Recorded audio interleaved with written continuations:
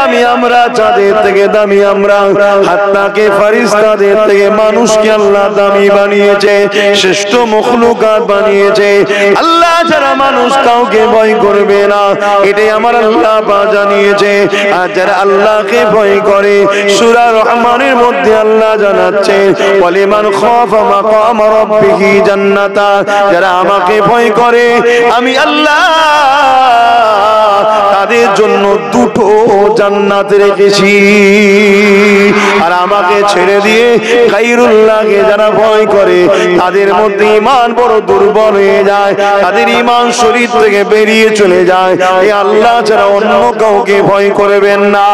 এই যুবকেরা, আল্লাহ নবী জানিয়েছে এমন একটা দিন আসবে যেমন একটা খাবারের প্লেটের উপরে ক্ষুধার্ত পশুগুলো ঝাঁপিয়ে পড়ে আমার উম্মতের উপরে, চারিদিক থেকে জালিমরা ঝাঁপিয়ে পড়বে। সাহাবা হুজুররা বলতে লাগলেন ইয়া রাসূলুল্লাহ হাবিবাল্লাহ, সেদিনকে আমার ভাইদের সংখ্যা না কম হবে? আল্লাহ নবী বললেন না, কম হবে না।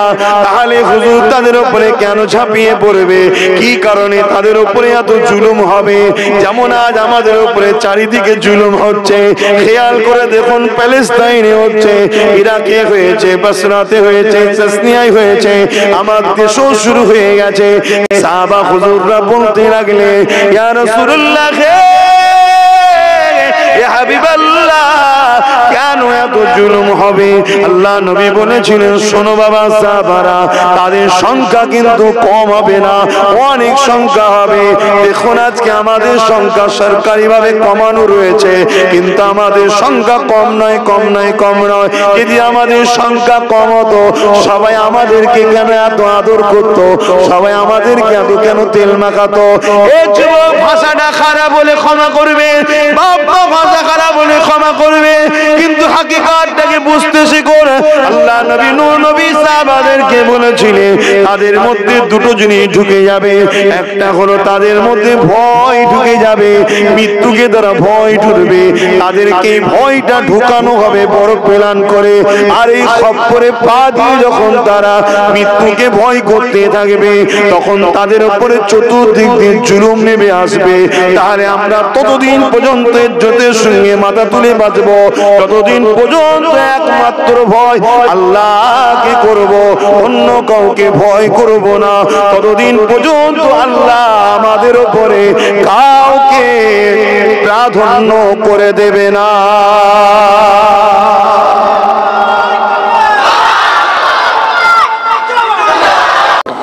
তিনি যেভাবে জীবন যাপন করেছেন, তিনি যেভাবে সংসার করেছেন, তিনি যেভাবে রাষ্ট্র চালিয়েছেন, তিনি যেভাবে ব্যবসা বাণিজ্য কারবার করতে বলেছেন, তিনি যেভাবে আল্লাহ পাকের দাসত্ব করেছেন, তিনাকে অনুসরণ করে করতে হবে। কেননা নবী পাক তোমার আমার জন্য মডেল। লাকাদ কানা লাকুম ফি রাসূলিল্লাহি উসওয়াতুন হাসানা। অন্য কারো অনুসরণ করলে চলবে না। আমার নবী পাক যেভাবে নামাজ পড়েছে ওইভাবে পড়তে হবে, আমার নবী পাক যেভাবে রোজা রেখেছে ওইভাবে রাখতে হবে, আমার নবী পাক যেভাবে হজ করেছে ওইভাবে করতে হবে। এক কথায় আমার নবী যেভাবে আল্লাহর দাসত্ব করেছে ওইভাবে দাসত্ব করতে হবে। আমার নবী যেভাবে সংসার করেছে ওইভাবে তোমাকে আমাকে স্বামী স্ত্রী সম্পর্ক রাখতে হবে। আম্মা জানরা বলেন আল্লাহ নবী কোনদিন আমাদেরকে রাগ তো দূরের কথা, বড় বড় চোখ বার করে আমাদের দিকে তাকায় না। আমরা রক্তে গোশতে মানুষ, কখনো হয়তো রাগ করে ফেলি, কিন্তু মনে রাখবেন আল্লাহ নবী বলেছেন স্ত্রীরা তোমাদের গোলাম নয়। আল্লাহ নবী যেভাবে কারবার ব্যবসা বাণিজ্য করতে বলেছেন ওইভাবে তোমাকে আমাকে করতে হবে। আল্লাহ নবী যেভাবে রাষ্ট্র চালিয়েছেন রাজনীতি করতে বলেছেন ওইভাবে তোমাকে আমাকে করতে হবে। দুনিয়ার কাউকে অনুসরণ করে চলবে না। আপনি পৃথিবীর যেখানেই থাকেন না কেন আমার আপনার জন্য একমাত্র মডেল হলো মুহাম্মাদুর রাসূল।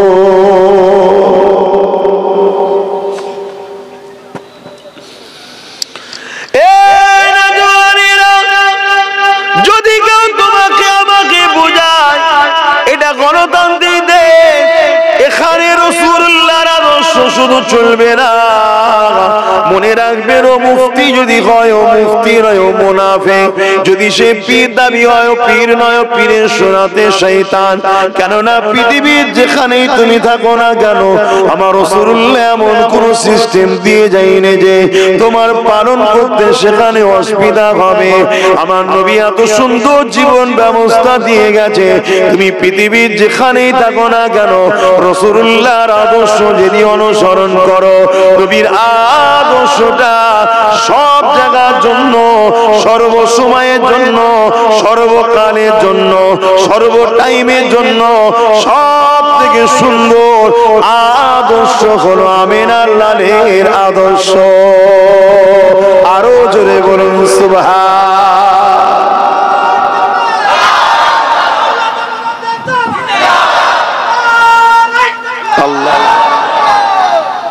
যদি কেউ মনে করে এরকম বলে যে কি করা যাবে, এটা গণতন্ত্র দেশ, হ্যান দেশ, ত্যান দেশ, এখানে কি সব নবীর কথা মানা যায়? নাউজুবিল্লাহ বলে। জানবেন এই মুনাফিক শয়তানে আমাদেরকে নবী থেকে সরাচ্ছে, ভটকাচ্ছে। আমার নবীর এমন কোন কথা বলতে পারবেন যেটা মানবতার বিরুদ্ধে আছে? এটা আওয়াজ দেন, আছে? হ্যাঁ জোরে জোরে বলেন, আছে? আমার নবীর কোন কথা আছে যে রাষ্ট্রের বিরুদ্ধে হবে? আমার নবীর এমন কোন কাজ আছে মনুষ্যত্বের বিরুদ্ধে যাবে? আমার নবীর জীবন আদর্শে এমন কোন কাজ আছে যে কাজ সমাজের জন্য ক্ষতিকর হতে পারে? আজকে দুনিয়ায় পেয়ে ছেড়ে আমরা শান্তি পেলাম না। শান্তি যদি পেতে চাও রাসূলুল্লাহর দিকে আসো, ওপেন দাওয়াত দাও। গোপনে গোপনে ছুপিয়ে ছুপিয়ে দল করা কাজ নয়, ওপেন দাওয়াত। শান্তি যদি পেতে চাও আমিনার লালের কদমে আসো। কেন আমিনার লালের আদর্শটাই হলো ইসলাম। ইসলাম মানে হলো শান্তি। জোরে বলুন সুবহানাল্লাহ। শুধু নামে মুসলমান, মুখে দাড়ি, মাথায় টুপি, বড় পীরহান, বড় জুব্বা, বড় হযরত, বড় মুফতি, বড় পীর সাহেব, বড় পীরজাদা, আরে বড় বড় নয়। যদি ভ্যান চালানো ওয়ালার ঘরে ছেলে হয়, ইসলামের আদর্শ হচ্ছে সে যদি ইমাম দাঁড়ায় তার পিছনে ওই দেশের সুলতানকেও নামাজ পড়তে হবে। জোরে বলুন সুবহানাল্লাহ। এর নাম ইসলাম। এখানে ছোট বড় নয়, যে রাসূলুল্লাহর আদর্শ মেনে চলবে সেই হলো বড়। কথা মাথায় ঢুকছে না? আর যার মধ্যে রাসূল নেই তার মধ্যে কিচ্ছু নেই। আর আমরা যদি তার পিছনে ছুটে বেড়াই কিচ্ছু পাবেন না। অতএব রাসূল ধরুন, রাসূল ধরুন, নবী ধরুন। কেন আমার আল্লাহ নবীকে পাঠিয়েছে? হাবিব আপনি দুনিয়ায় যান, দুনিয়ায় গিয়ে আমার দাস দাসীগুলো আমায় ভুলে গেছে, অর্থাৎ বান্দা বান্দিগুলো আমায় ভুলে গেছে, তাদেরকে আমার সঙ্গে জুড়ে দেন। জোরে বলুন সুবহানাল্লাহ। তাহলে আমার নবী দুনিয়ায় এসেছে কি করতে? আমাদের ঘরে আল্লাহর সঙ্গে জুড়তে এসেছে, তাই তো নাকি? তো নবীর কাছে গেলে তবে তো নবী জুড়বে। আমরা নবী ছেড়ে দিয়ে হই হই করলে আল্লাহর সঙ্গে সম্পর্ক জুড়বে কে? আব্বাস সিদ্দিকী? আব্বাস সিদ্দিকীর ক্ষমতা আছে? আল্লাহ আমার নবীকে সেই ক্ষমতাটা দিয়েছে, স্পেশাল অন্য কাউকে দেয়নি। নবীকে ধরে। কেন আখেরি জামানা বাপ, আমার নবী বললেন ৭৩টা দল হবে, ৭২ জাহান্নামী হবে। নামাজ থাকবে না, থাকবে। রোজা থাকবে না, থাকবে। হজ থাকবে না, থাকবে। দাড়ি থাকবে না, থাকবে। টুপি থাকবে না, থাকবে। যাকাত থাকবে না, থাকবে। কোরআন থাকবে না, থাকবে। সব থাকবে। তারপরেও জাহান্নাম যাবে কেন হুজুর? আল্লাহ নবী বললেন তাদের দিলে আমার প্রেম ও আদব থাকবে না, হাইয়া থাকবে না। এজন্য আল্লাহ সব থাকার পরও ওদেরকে জাহান্নামী করবে। আর যাদের দিলে নবী, প্রেম, আদব, মর্যাদা থাকবে, রাসূল ছাড়া বোঝে না, ছাড়া চলে না, নবী ছাড়া দেখে না, তারা যাবে আল্লাহর জান্নাতে। জোরে বলুন সুবহানাল্লাহ, আরো জোরে জোরে বলুন সুবহানাল্লাহ। সেই নবীকে প্রিয়ার করুন, সেই নবীকে ভালোবাসুন। আমার নবী আমাদেরকে সমস্ত সমস্যার সমাধান দিয়ে গেছে।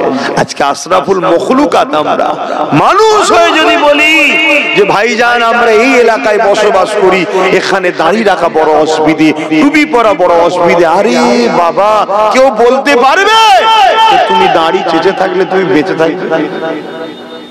বলো আমার যুবকরা বলতে পারবে?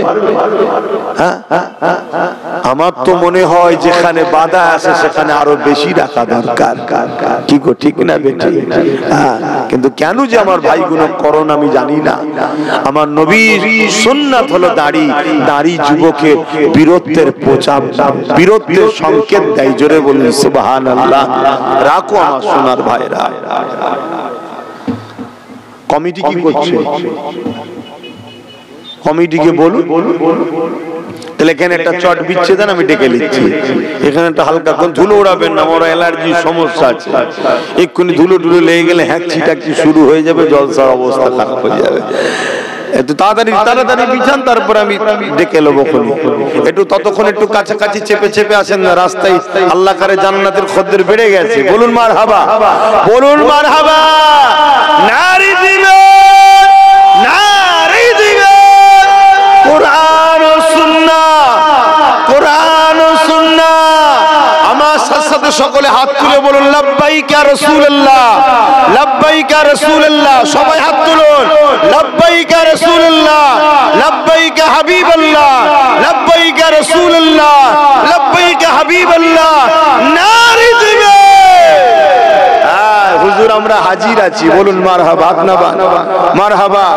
দেখবেন একটু আস্তে আস্তে আগিয়ে আসবেন, ধুলো না বেশি ওরে। আল্লাহু আকবার, আল্লাহ সামনে।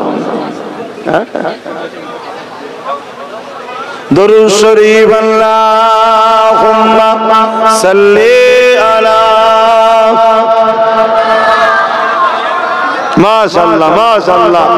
এ তো কত খুশির কথা যে জান্নাতে ঢোকার জন্য ঠেলাঠেলি হচ্ছে, এ তো খুশির কথা। আরে যত তোমরা জান্নাতে আসবে, আলেমদের কাছে আসবে, তত শয়তানের চেলাগুলোর বুকে ব্যথা হবে। কেন?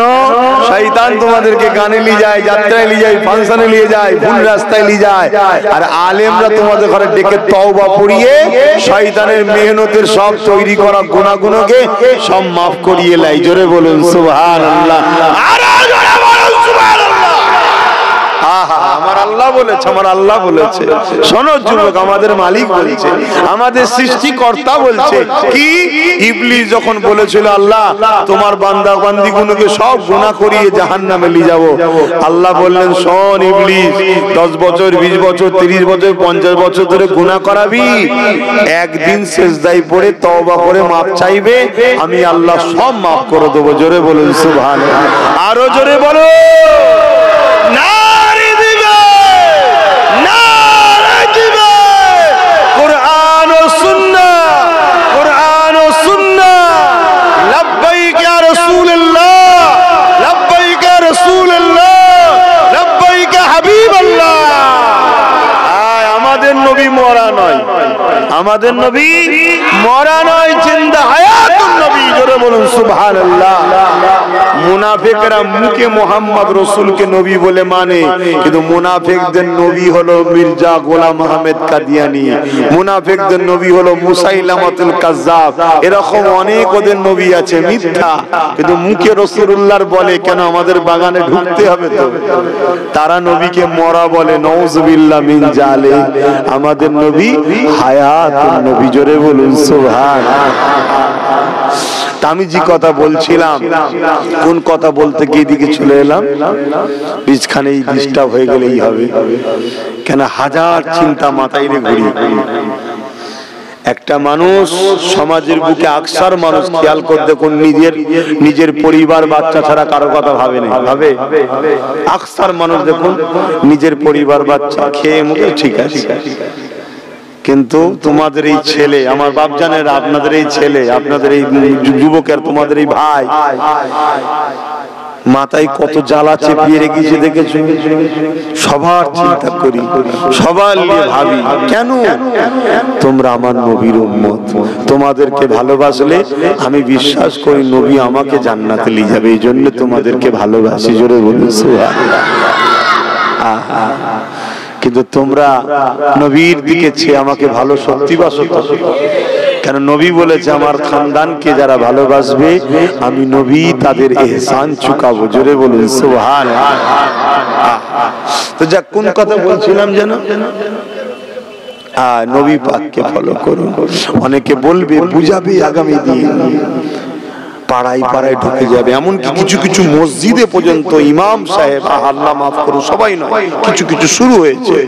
আল্লাহ আমার ইমাম ভাইদের সব মজবুত হয়ে দাঁড়াবার তৌফিক দান, বলুন আল্লাহুম্মা আমিন। দেখবেন বুঝাবে যে কি করা যাবে, সব মেনে জুনে নিতে হবে, না হয় এটা কি করা যাবে, সব গণতান্ত্রিক দেশ, এইভাবে আস্তে আস্তে সুস্পয়জন দেবে। হায় হায় হায়। আল্লাহ মানুষকে শ্রেষ্ঠ মখলুকাত বানিয়েছেন।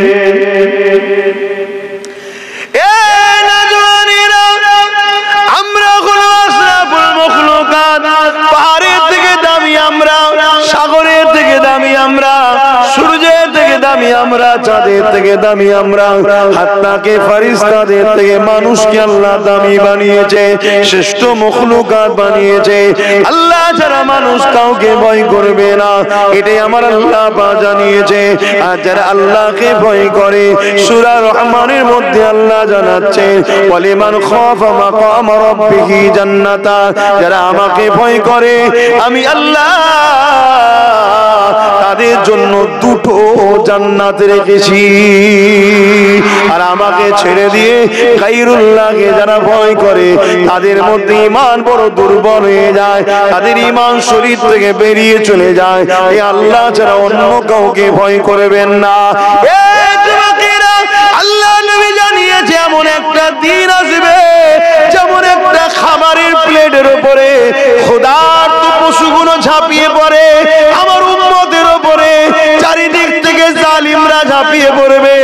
সাহাবা হুজুররা বলতে লাগলেন, ইয়া রাসূলুল্লাহ, হাবিবাল্লাহ, সেদিন কি আমার ভাইদের সংখ্যা না কম হবে? আল্লাহ নবী বললেন, না কম হবে না। তাহলে হুজুর তাদের উপরে কেন ঝাঁপিয়ে পড়বে? কি কারণে তাদের উপরে এত জুলুম হবে?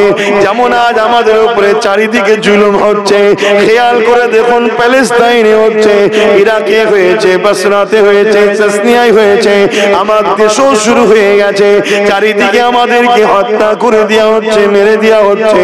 গত দুদিন আগের খবর দেখলাম, বোম্বাইয়ের বুকে একজন 5 বছরের বাচ্চাকে 12 দিন ধরে পিটিয়ে পিটিয়ে জুলুম করে তাকে মেরে দিয়েছে। অপরাধটা কি? সে আমার রাসূলকে মানে, আল্লাহকে মানে, একত্ববাদকে বিশ্বাস করে জুলুম শুরু হয়েছে। সাহাবা হুজুররা বলতে লাগলে, ইয়া রাসূলুল্লাহ, ইয়া হাবিবাল্লাহ, কেন এত জুলুম হবে? আল্লাহ নবী বলেছিলেন, শোনো বাবা সাহাবারা, তাদের সংখ্যা কিন্তু কম হবে না, অনেক সংখ্যা হবে।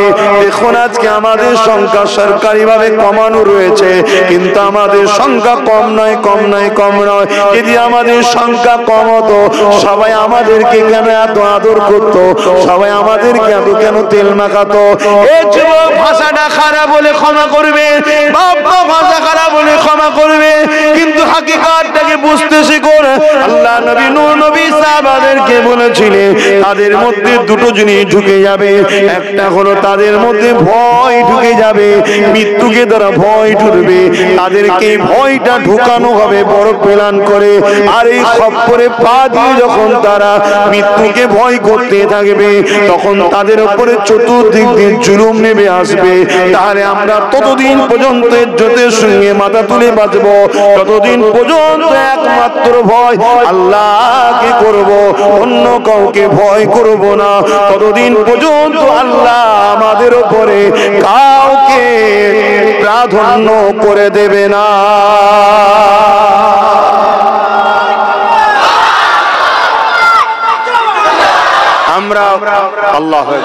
আমরা ভয় করব কাকে? আল্লাহকে। আল্লাহকে যতদিন ভয় করব সবাই আমাদের উপরে জুলুম করার আগে ভয় করবে।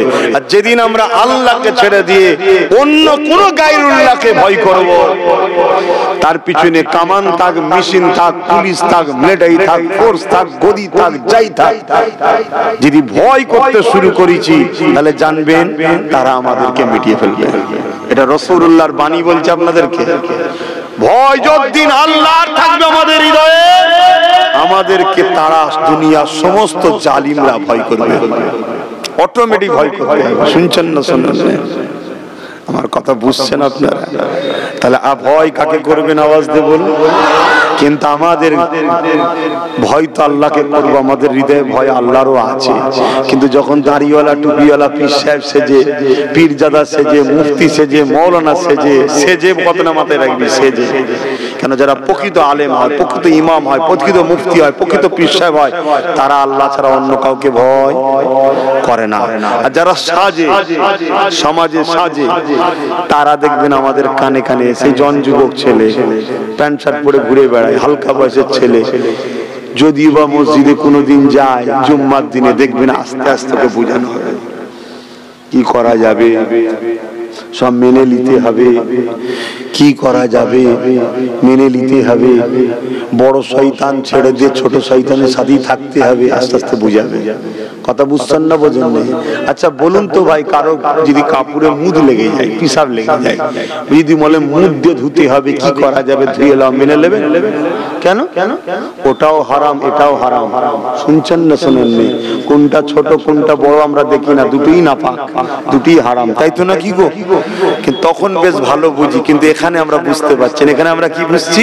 যে কি করা যাবে, বড় জালিমের হাত থেকে বাঁচতে গেলে ছোট জালিমের পাশে থাকতে হবে। ওরে বোকা, বাঁচাবার মালিক কোন জালিম নয়, আর মারার মালিকও কেউ নাই। মৃত্যু তোমার যেদিন আছে সেদিন হবে, কিন্তু তুমি যদি এই জালিম ছোট বড় দুজনকেই যদি ছেড়ে দিয়ে আল্লাহর উপর ভরসা করো, তবেই তো আল্লাহ তোমাকে সাহায্য করবে। জোরে বলুন সুবহানাল্লাহ। মক্কা শরীফে গেলে দেখবেন তিনটে শয়তান আছে। কটা? তিনটে।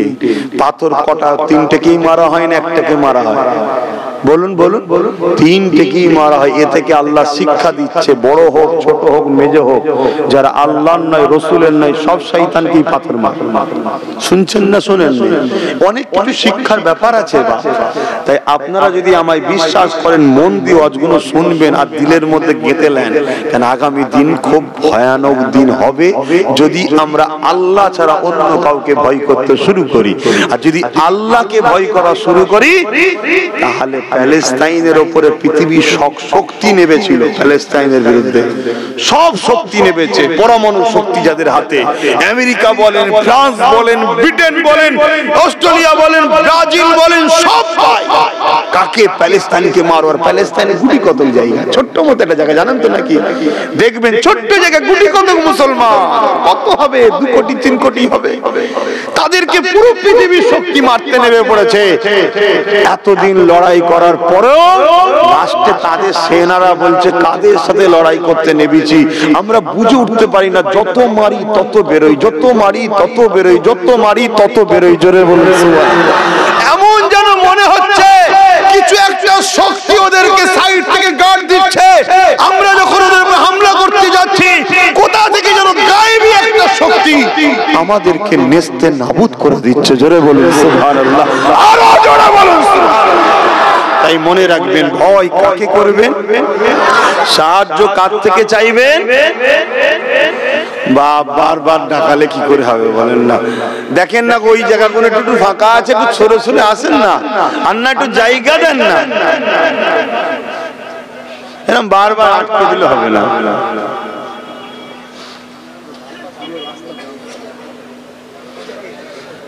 আমাকে আর বলবেন না, কমিটি দেখো, এত এক জায়গা না থাকে আমি কি করবো। আর 2 নম্বর কথা, এগুলো খুলে দেন, একটু খুলে দেন তো, দেখতে পাচ্ছেন? হ্যাঁ খুলে দেন। দরুদ শরীফ আল্লাহুম্মা সাল্লি আলা।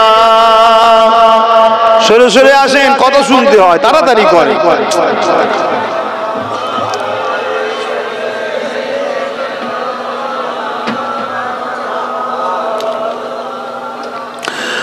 বারে বারে ভাবি একা বসে নিরালাই রে, পাখি গুলি উড়ে যেতাম সোনার মদিনায় রে, সোনার মদিনায় রে। সবাই পড়ো। বারে বারে ভাবি একা বসে নিরালাই রে, পাখি গুলি উড়ে যেতাম সোনার মদিনায় রে, সোনার মদিনায় রে। মাশাআল্লাহ, নারে তাকবীর। আমাদের সবার মনের ইচ্ছা মদিনায় যাওয়া, ঠিক না বে ঠিক গো? কেন ভাই, কেন মদিনায় কি আছে যাবার ইচ্ছা এত? বলুন, কেউ তো বলুন মদিনায় কে আছে? আমাদের ঈমান আছে, আমাদের জান আছে, আমাদের রাসূল আছে, আমাদের জান্নাতে নিয়ে যাওয়ার দয়ার নবী আছে। জোরে বলুন সুবহানাল্লাহ। মোবাইল বন্ধ রাখুন, বদমাশি করবেন, খাতরায় পড়ে যাবে, বদ্দায় পড়ে যাবে। হাড়ে হাড়ে অনেকে বুঝছে, বারবার বলছি মনে রেখে দিও, এই পৃথিবীতে অনেক মিশন থাকে, এই পৃথিবীতে অনেকে অনেকের জন্য লড়ে, অনেক মিশন থাকে। মনে রাখবে এই পৃথিবীতে দাজ্জাল নামক একটা কানা শয়তান আসছে, তার জন্য দুনিয়ায় লোক কাজ করছে। আর বিশ্বাস রেখে দিয়ে এই বাচ্চাটার উপরে আমি কাজ করছি ইমাম মেহেদী আলাইহিস সালামের জন্য। অতএব খাতরাই পড়ে যাবে। যেটা বলছি এখান দিয়ে ঢোকাও, এখানে গেঁথে রাখো, মন দিয়ে শোনো। আল্লাহ ছাড়া কাউকে ভয় করবেন না। যদি ভয় করেছে তা আসেন মোহাব্বতে দরুদ আল্লাহুম্মা সাল্লি আলা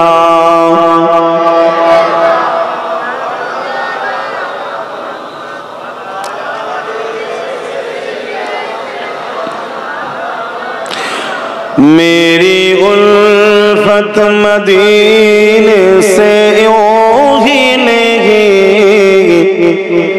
मेरे आका का रोज़ा मदीने में है।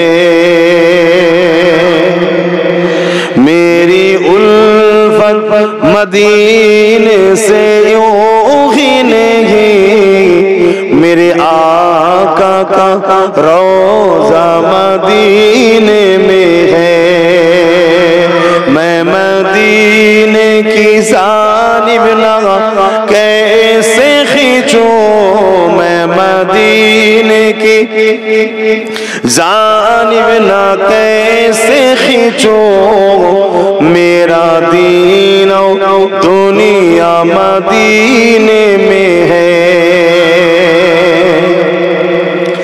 अर्ज़ आज़ीम पे जिसके बड़ी शान है,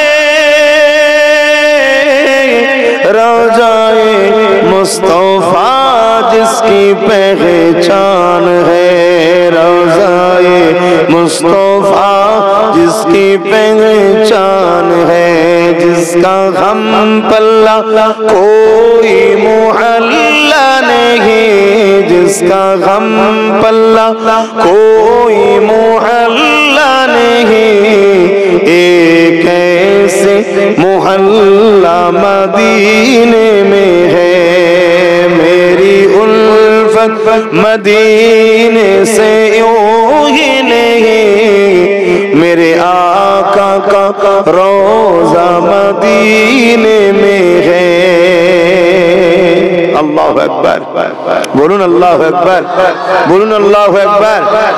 আমি প্রত্যেকটা যুবককে দাওয়াত দিচ্ছি, কষ্ট করে হলো পয়সা জমি ইয়ং বয়সে একবার ঘুরে আসো মদিনায়। খোদাকে সাক্ষী রেখে বলছি, তোমার জীবনের চলন বলন, উঠা বসা, চাল, কথাবার্তা সব চেঞ্জ হয়ে যাবে। জান্নাত যে কি জিনিস মদিনায় গেলে বোঝা যায়। তুমি ভাবতে পারবে না তুমি কত শান্তিতে কোথায় এসেছো, বুঝানো যাবে না। অনেকে বলে পৃথিবীর ভূস্বর্গ নাকি Kashmir, Medina Medina Medina Medina. পাগল হয়ে যাবে, তুমি দিওয়ানা হয়ে যাবে। আল্লাহ নবী বলেছে মদিনার সঙ্গে সম্পর্ক করতে। এমনও বলেছে মদিনার সাথে যদি তুমি যেতে নাও পারো, থাকতে নাও পারো, একটা মদিনায় গাছ লাগিয়েও আত্মীয়তা করে নাও। জোরে বলুন সুবহানাল্লাহ। তাই বলবো যুবক বয়সে যাও, তুমি বলবে হুজুর আমি গরিব মানুষ, দর গরিব, তুমি নামাজ পড়ে খোদাকে বলো না আল্লাহ দাও আল্লাহ দাও আল্লাহ দাও, মদিনায় যাবো দাও মদিনায় যাবো দাও। কে এসে বলবে তোর খরচ আমি দেবো, ঘুরে আই তোমার হয়ে, দেখবে ঘুরে আসা হয়ে যাবে। জোরে বলুন সুবহানাল্লাহ। তুমি তো পাকা নিয়ত করো, কি পাকা নিয়ত তো করো, তবে তো পারো। তো যাক, আমি যে কথা বলছিলাম, আল্লাহ ছাড়া অন্য কাউকে ভয় করবেন না। এটা একটা পরিকল্পনা চলছে আমাদের হৃদয়ে, আল্লাহর ভয়কে বার করে অন্য কারো ভয় ঢুকানোর চেষ্টা চলছে। কথা বুঝলেন? এই সমাজে একদল লোক আমাদের হৃদয়ে আল্লাহর ভয়কে বার করবে বলে কিছু কিছু মুসলমানকে খুন করছে, আর সেটা ভিডিও করছে, দেখেছেন না? একদল লোক করছে না করেনি, বিশেষ কোন রাজনীতির দলের লোকেরা করছে না করেনি, খুন করছে আর সেটা ভিডিও করে সমাজে ছড়া দিচ্ছে। সেটা ঘুরে ঘুরে ঘুরে ঘুরে আপনার হাতে আছে, আমার হাতে আসছে, যাতে করে এটা দেখি আমরা ভয় করি। এরপরও তারা কিন্তু সাকসেসফুল হতে পারছে না। তারপরও আমাদের হৃদয়ে ভয় ঢুকাতে পারছে না, কিন্তু চেষ্টা চালিয়ে যাচ্ছে, পাচ্ছে না। তখন তারাই আবার আর এক দলকে দিয়ে সমাজের বুকে প্রচার করে। কি প্রচার করে? ওরা দেখেছিস কেমন মানুষ খুন করে, ওদেরকে রুখতে হবে, না হয় ওরা তোদেরকেও খুন করে দেবে। কথা বুঝে আসছে? হ্যাঁ, রুখতে হবে, অন্যায়কারীকে রুখতে হবে, 100 বার রুখতে হবে, কিন্তু আমাকে মেরে দেবে এই ভয় যেন হৃদয়ে ঢুকাবেন না। দেশকে বাঁচাবার জন্য রুখতে হবে, এই কথা বলো 100 বার আছি, ঠিক না বেটি? আমাদেরকে মেরে দেবে, পৃথিবীর বুকে কোনো মায়ের লাল আসেনি, আর সবে কিয়ামত পর্যন্ত আসবে না। জোরে বলুন সুবহানাল্লাহ। আমাদের মৃত্যু আমার মালিক যেদিন যেভাবে যে টাইমে রেখেছে ওইভাবে হবে। যদি কোনো জালিমের জুলুম দ্বারা মৃত্যু দিয়ে আল্লাহ জান্নাত দিতে চায়, ওই জুলুম আমার জন্য আলহামদুলিল্লাহ। কোন জেল খাটিয়ে যদি আল্লাহ আমায় জান্নাত দিতে যায়, ওই জেলখানাটা আমার জন্য আলহামদুলিল্লাহ। আমার জন্য আমার মালিকের নির্ধারিত মৃত্যুটাই হবে, নির্ধারিত স্টাইলে হবে। ওর জন্য আমরা প্রস্তুত আছি। জোরে বলুন সুবহানাল্লাহ, আরো জোরে বলুন সুবহানাল্লাহ। সব নানান ভাবে ষড়যন্ত্র আমাদের মধ্যে ব্যাপকভাবে ঢুকানো হচ্ছে, আমাদেরকে ভয় খাওয়ানো হচ্ছে, কিন্তু ঘাবড়াবার কিছু নেই। আল্লাহর উপরে ভরসা রাখুন, আল্লাহর উপরে ভরসা রাখুন। আল্লাহ ছাড়া অন্য কোন মালিক নেই, খালেক নেই। কেউ মৃত্যু দিতে পারে না, কেউ বাঁচিয়েও রাখতে পারে না। বাঁচিয়ে যিনি রেখেছে এখনো, তিনি হলেন আল্লাহ। মৃত্যু যিনি দেবেন তিনি হলেন আল্লাহ। এই আল্লাহকে একবার ডাকুন, আল্লাহু আকবার, আল্লাহু আকবার, আল্লাহু আকবার, আল্লাহু আকবার। যখন কোন মুসিবত আসবে, মানুষ শয়তান হোক আর জিন শয়তান হোক আর আসমানি বালা হোক আর জমিনি বালা হোক, কোন ভাইরাস হোক, বিমার হোক, এই তাকবীরের আওয়াজ রাখবেন। জনগণ একসাথে হবেন, ইমানদার একসাথে হবেন, এক জায়গায় হবেন, আর আল্লাহর নামের আওয়াজ তুলবেন। কারণ আল্লাহু আকবার মানে আল্লাহ তিনি যিনি সবথেকে মহান।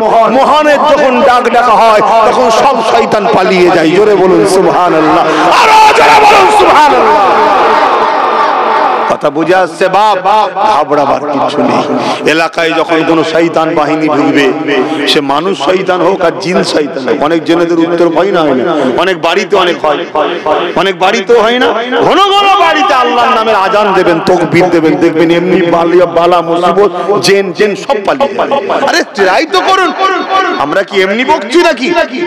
ট্রাই তো করুন, বিশ্বাস করে করুন, তবে তো উপকার পাবেন। হায় হায় হায়, আজকে আমরা আশরাফুল মখলুকাত হয়ে আমরা আল্লাহ কে ছেড়ে যে দুনিয়া জালিমকে ভয় করছি। কি ভয় করে না? করে না। ধ্বংস যেতে হবে, এটা প্ল্যান, এটা প্ল্যান। আজ আপনাদের কাছে একটা আলোচনা করি, শিক্ষা নেন। আল্লাহ নবী একদিন রাস্তা দিয়ে যায়, অপর দিক থেকে আবু জেহেল আসতে লেগেছে। আবু জেহেল জেহেল কে ছিল? আবু জেহেল ছিল মক্কার একজন শাসক, ক্ষমতাশালী লোক। মক্কার বুকে সে জুলুম করত, অত্যাচার করত, সন্ত্রাসী করত, নারীদের উপরে অত্যাচার করত, গরিব মানুষদের ঘরে কৃতদাস দাসী বানাতো, তাদের উপরে জুলুম অত্যাচার করত। আল্লাহ নবী সর্বসময় অত্যাচারীদের বিরোধী করেছে, মুজলুমের সাথ দিয়েছে নবী আমার। তাই তুমি যদি নবীর উম্মত হও, তোমাকেও যতদিন বাঁচবে তোমার কাতারটা যেন জালিমের বিরোধী হয়, মুসলুমের যেন সাথে হয়। যদি তোমার জালিম নেতা হয়, তারও বিরুদ্ধে তোমায় থাকতে হবে। তোমার জালিমের পাশে যদি পুলিশ থাকে, তাও তোমাকে ভয় করলে হবে না, তোমাকে মুসলুমের সাথ দিতে হবে, হকের সাথ দিতে হবে, ন্যায়ের সাথ দিতে হবে, গরিবের সাথ দিতে হবে, জালিমের সাথ দেওয়া যাবে না। আল্লাহ নবী নবী দয়ার নবীকে আবু জেহেল হাত মুঠো করে দেখায় আর বলে, বলো তো মুহাম্মদ আমার হাতের মধ্যে কি রয়েছে? এই ওকিয়া সবাই জানে, কিন্তু শিক্ষাটা কেন ভুলে যায়? আবু জেহেল বলতে লেগেছে, মুহাম্মদ বলো তো দেখি আমার হাতের মুঠের মধ্যে কি রয়েছে? আল্লাহ নবী নবী দয়ার নবী বললে, তোমার হাতের মধ্যে যেটা রয়েছে সে যদি বলে আমি কে, তাহলে কি তুমি মেনে নেবে? আবু জেহেল অবাক হয়ে গেল, কি করে বলতে পারবে? মুহাম্মদ প্রশ্নটাকে আরো জটিল করে দিল। আল্লাহ নবীকে বললো, হ্যাঁ বলো তো দেখি, বলো। ওই সময় নবী পাক আবু জেহেল হাতের দিকে তাজ্জুব ফয়েজ দিল, সঙ্গে সঙ্গে আবু জেহেলের হাতের ভেতর থেকে ওই পাথর ছিল একটা ছোট টুকরো। সবাই জানেন না, জানেন না, কিন্তু আমি এটা বোঝাতে চাইছি, ওই পাথরের টুকরোটা কার হাতে ছিল? জোরে বলো, কার কবজার মধ্যে ছিল? কার দখলের মধ্যে ছিল? ওই পাথরের উপরে হুকুমত তখন কার ছিল? কেন? আবু জেহেলের দখলে, আবু জেহেলের কবজায়, আবু জেহেলের হাতের মুঠোর মধ্যে। আবু জেহেল কে ছিল? বড় শাসক ছিল, জুলুম ছিল। আবু জেহেলের অনেক বাহিনী ছিল, ফোর্স ছিল, কিন্তু আমার রাসূলুল্লাহ কাছে পাথরটা একবারও দেখেনি আমি কার হাতে রয়েছি, কার কবজার মধ্যে আছি, কে আমাকে দখল করে রেখেছে, সে কত বড় পাওয়ারফুল একবারও দেখেনি।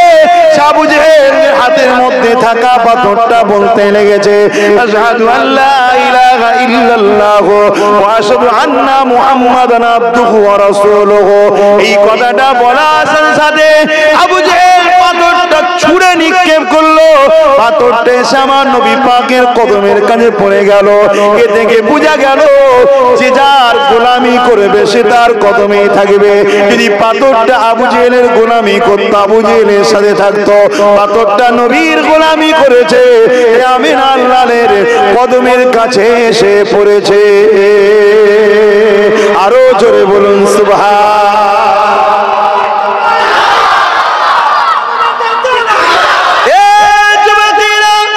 এখানে আমি একটা কথা আপনাদের শিখাবার জন্য বলছি, মন দিয়ে শুনবেন। এদিকে শুনছেন তো নাকি? আবু জেহেল পাথরটা তার হাতের মধ্যে রেখেছিল। ওই পাথরকে জানা হলো, পাথর রে তোর কি একবার ভয় করলি না? তুই আবু জেহেলের হাতে রয়েছিস। আবু জেহেল তোকে আগুনে পোড়াতো, আবু জেহেল তোকে ভেঙে ভেঙে টুকরো টুকরো করে দিতে পারত, আবু জেহেল তোর উপরে জুলুম করতে পারত, তোর কি একটু ভয় লাগলো না? হায় মানুষ হয়ে আজকে আবু জেহেলদেরকে ভয় করি। ওই পাথরটা বলেছিল, হ্যাঁ আমি জানি আবু জেহেল আমার উপরে জুলুম করতে পারত, আবু জেহেল আমাকে আগুনে পোড়াতে পারত, আবু জেহেল আমাকে গুঁড়ো করে দিতে পারত, কেন আবু জেহেলের হাতের মধ্যে ছিল। কিন্তু যেখানে মুহাম্মদ রাসূলের ইজ্জতের ব্যাপার এসে গেছে, ওখানে আমি আমার কষ্টের কথা মনে করিনি। আমার কার হাতের মধ্যে আছে সে আমায় কি করবে ওটা মনে করিনি। আমি নিজেকে কুরবান করে দিয়ে মুহাম্মদ রাসূলের ইজ্জতের দিকে আগে খেয়াল করেছি। আরো জোরে বলুন সুবহান।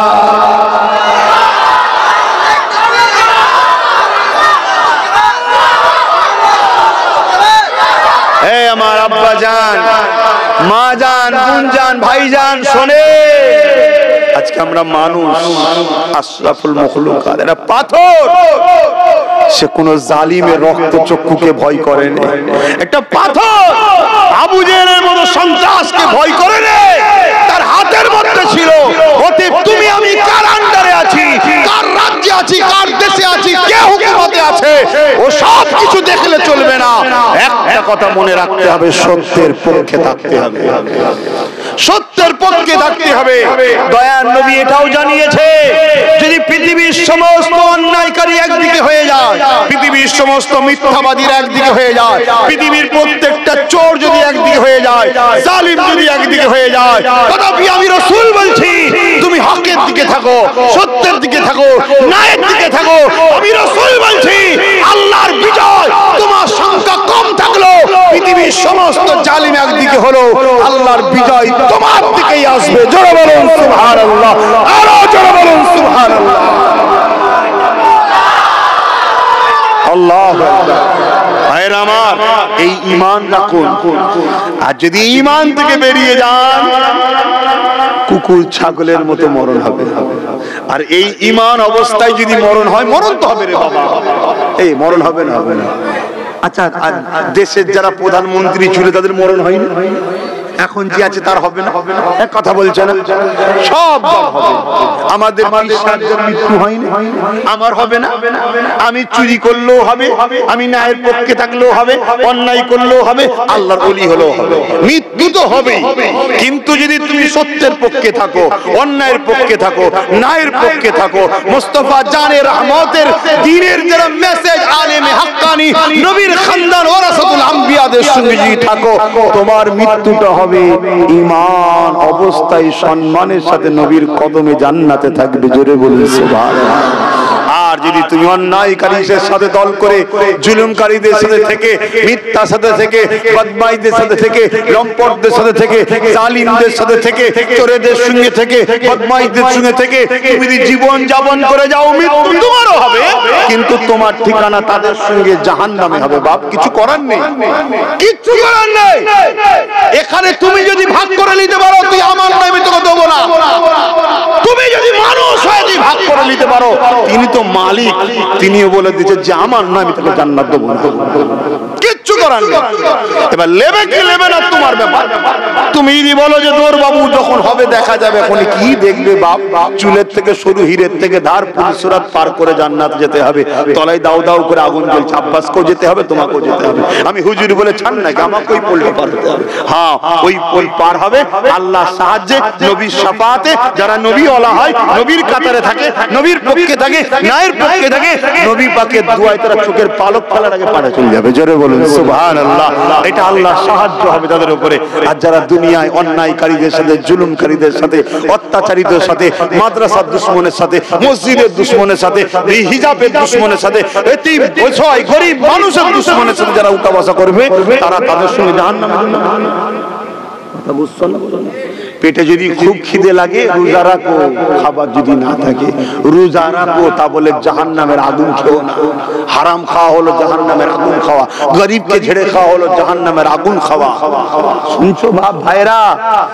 তাহলে একটা পাথর সে প্রমাণ করে দিল, আমাদেরকে শিক্ষা দিয়ে গেল কিয়ামত পর্যন্ত। এই তোরা ঘাবড়াবি না, আমি পাথরে ঘাবড়াই না, তোরা ঘাবড়াচ্ছিস কেন?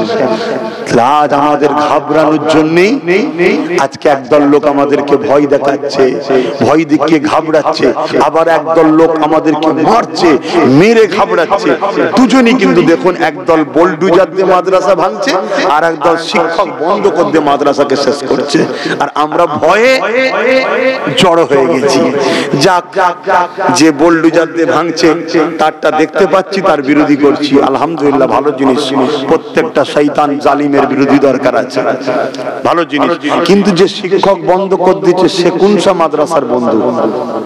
হ্যাঁ, ওই ভয় ঢুকিয়ে দিয়েছে, এমন ভয় ঢুকিয়ে দিয়েছে, ওই ভয়ে আমরা জড়ো হয়ে যাচ্ছি। কি হবে কি হবে? যদি তুমি মনে করো আমার আল্লাহ দুর্বল হয়ে গেছে, তাহলে তোমার ভয় খেয়ে যেদিকে খুশি থাকা ঠিক আছে। আর যদি মনে হয় যে না, আল্লাহ সেই আল্লাহ এখনো আছে যিনি ফেরাউনকে মিটিয়েছে, সাদ্দাতকে মিটিয়েছে, নমরুদকে মিটিয়েছে, আবু জেহেলকে মিটিয়েছে, আবু লাহাবকে মিটিয়েছে, এজিদকে মিটিয়েছে, হতভাগা আকবর আমার দেশের রাজা ছিল, মিটিয়েছে। রিসেন্ট অনেক কটা শয়তানকে আল্লাহ মিটিয়ে দিচ্ছে। কথা বুঝে আসছে? তাহলে মনে রেখে দিও, সেই আল্লাহর উপর ভরসা রাখো, তোমার বিপদের মেঘলা আল্লাহ কাটিয়ে দেবে, যদি তুমি আল্লাহ ও রসুলের হতে পারো। জোরে বলুন সুবহানাল্লাহ। এখানে হওয়া দুভাবে, এক নিজের জীবনকে পূর্ণাঙ্গ ভাবে সাজিয়ে তোলা, আর একটা হলো ইসলামের ক্ষতি না করা। কমসে কম নিজের জীবনকে পূর্ণাঙ্গ যদি সুন্দর করে সাজিয়ে তুলতে নাও পারো, চেষ্টা তো করো, কিন্তু ইসলামের ক্ষতি যেন করে ফেলোনি। ইসলামের ক্ষতি কিভাবে? ইসলাম এতিমদেরকে খানা দিবার পক্ষে না কেড়ে নিবার পক্ষে? জোরে বলো।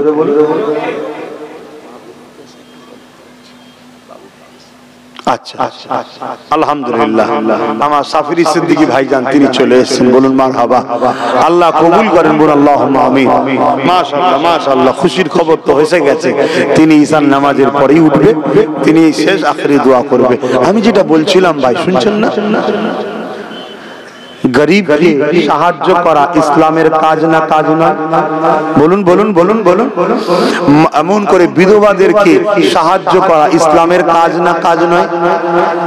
অসহায় দুঃখীদেরকে সাহায্য করা ইসলামের কাজ না কাজ নয়?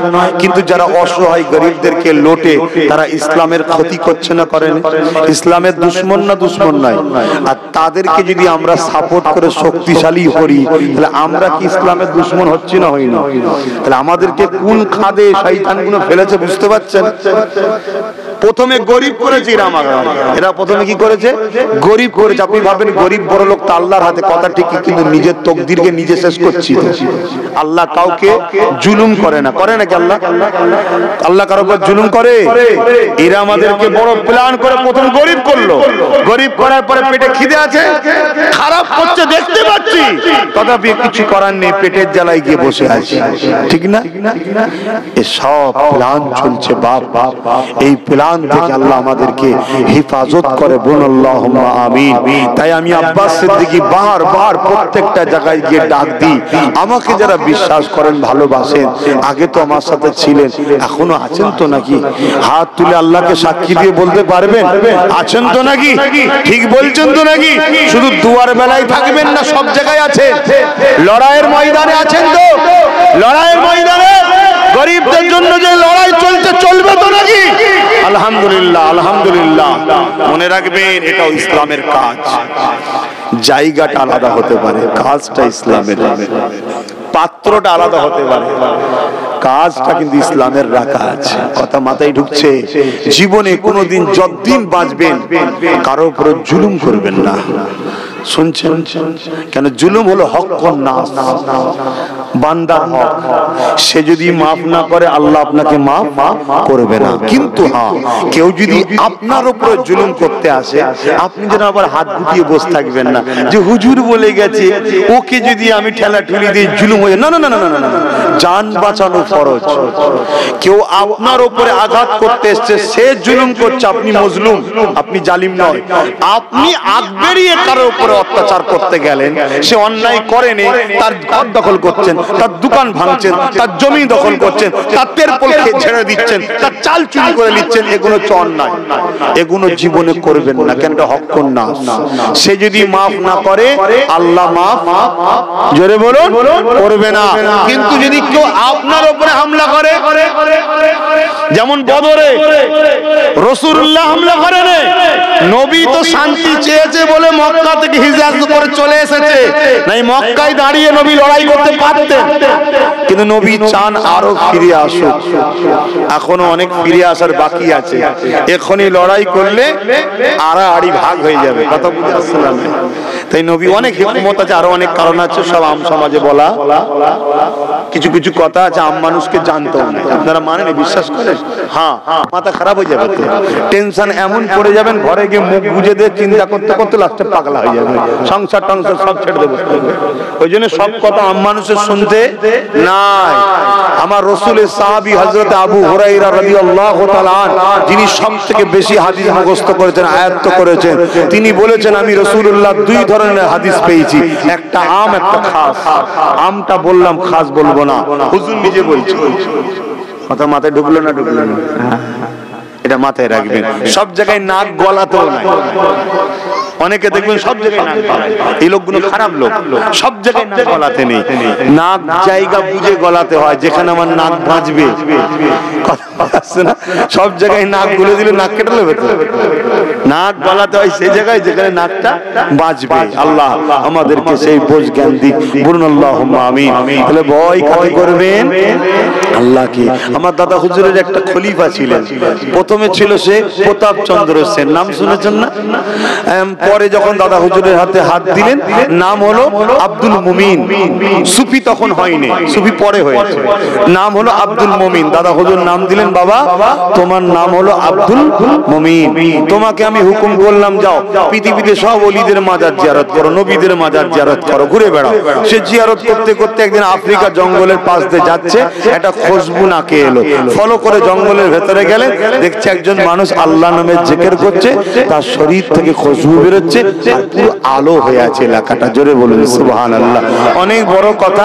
সেখান থেকে হুজুরের নাম জিজ্ঞেস করার জন্য বসে রইলেন। আল্লাহর হুকুম হলো, তিনি চোখ খুললেন, সালাম কালাম হলেন, হওয়ার পরে জিজ্ঞেস করছে, ভাই আপনার নাম কি? আমার কথা মাইকে বুঝতে পারছেন তো? আপনার নাম কি? তিনি নিজের নামকে গোপন রাখলেন। আমার আব্দুল মুমিন সাহেব বলেন, আমার নাম আব্দুল মুমিন, আমার আগের নাম ছিল প্রতাপ চন্দ্র সেন, দাদা হুজুরের হাতে হাত দিয়েছি, তিনি আমার নাম দিয়েছে আব্দুল মুমিন। আব্দুল মুমিন নাম দিবার পর হুজুর বলেছে ওলিদের মাজার জিয়ারত করো, জিয়ারত করতে করতে আপনার কাছে এসে হাজির। সেই আল্লাহর ওলি যিনি জঙ্গলে বসে আছে, তিনি বলছেন যাও তোমার পীর তোমাকে যে হুকুম দিয়েছে করো, আমার পীর আমাকে হুকুম দিয়েছিল জঙ্গলে গিয়ে ইবাদত করো। কথা মাথায় ঢুকছে? সবার জন্য আবার জঙ্গলে যাওয়া নিষেধ আছে, জানেন তো? অনেককে আবার সংসার করতে হয়। একই ডাক্তার বোঝে কে কি ওষুধটা খাবে, কথা বুঝছেন না? বোঝেন না?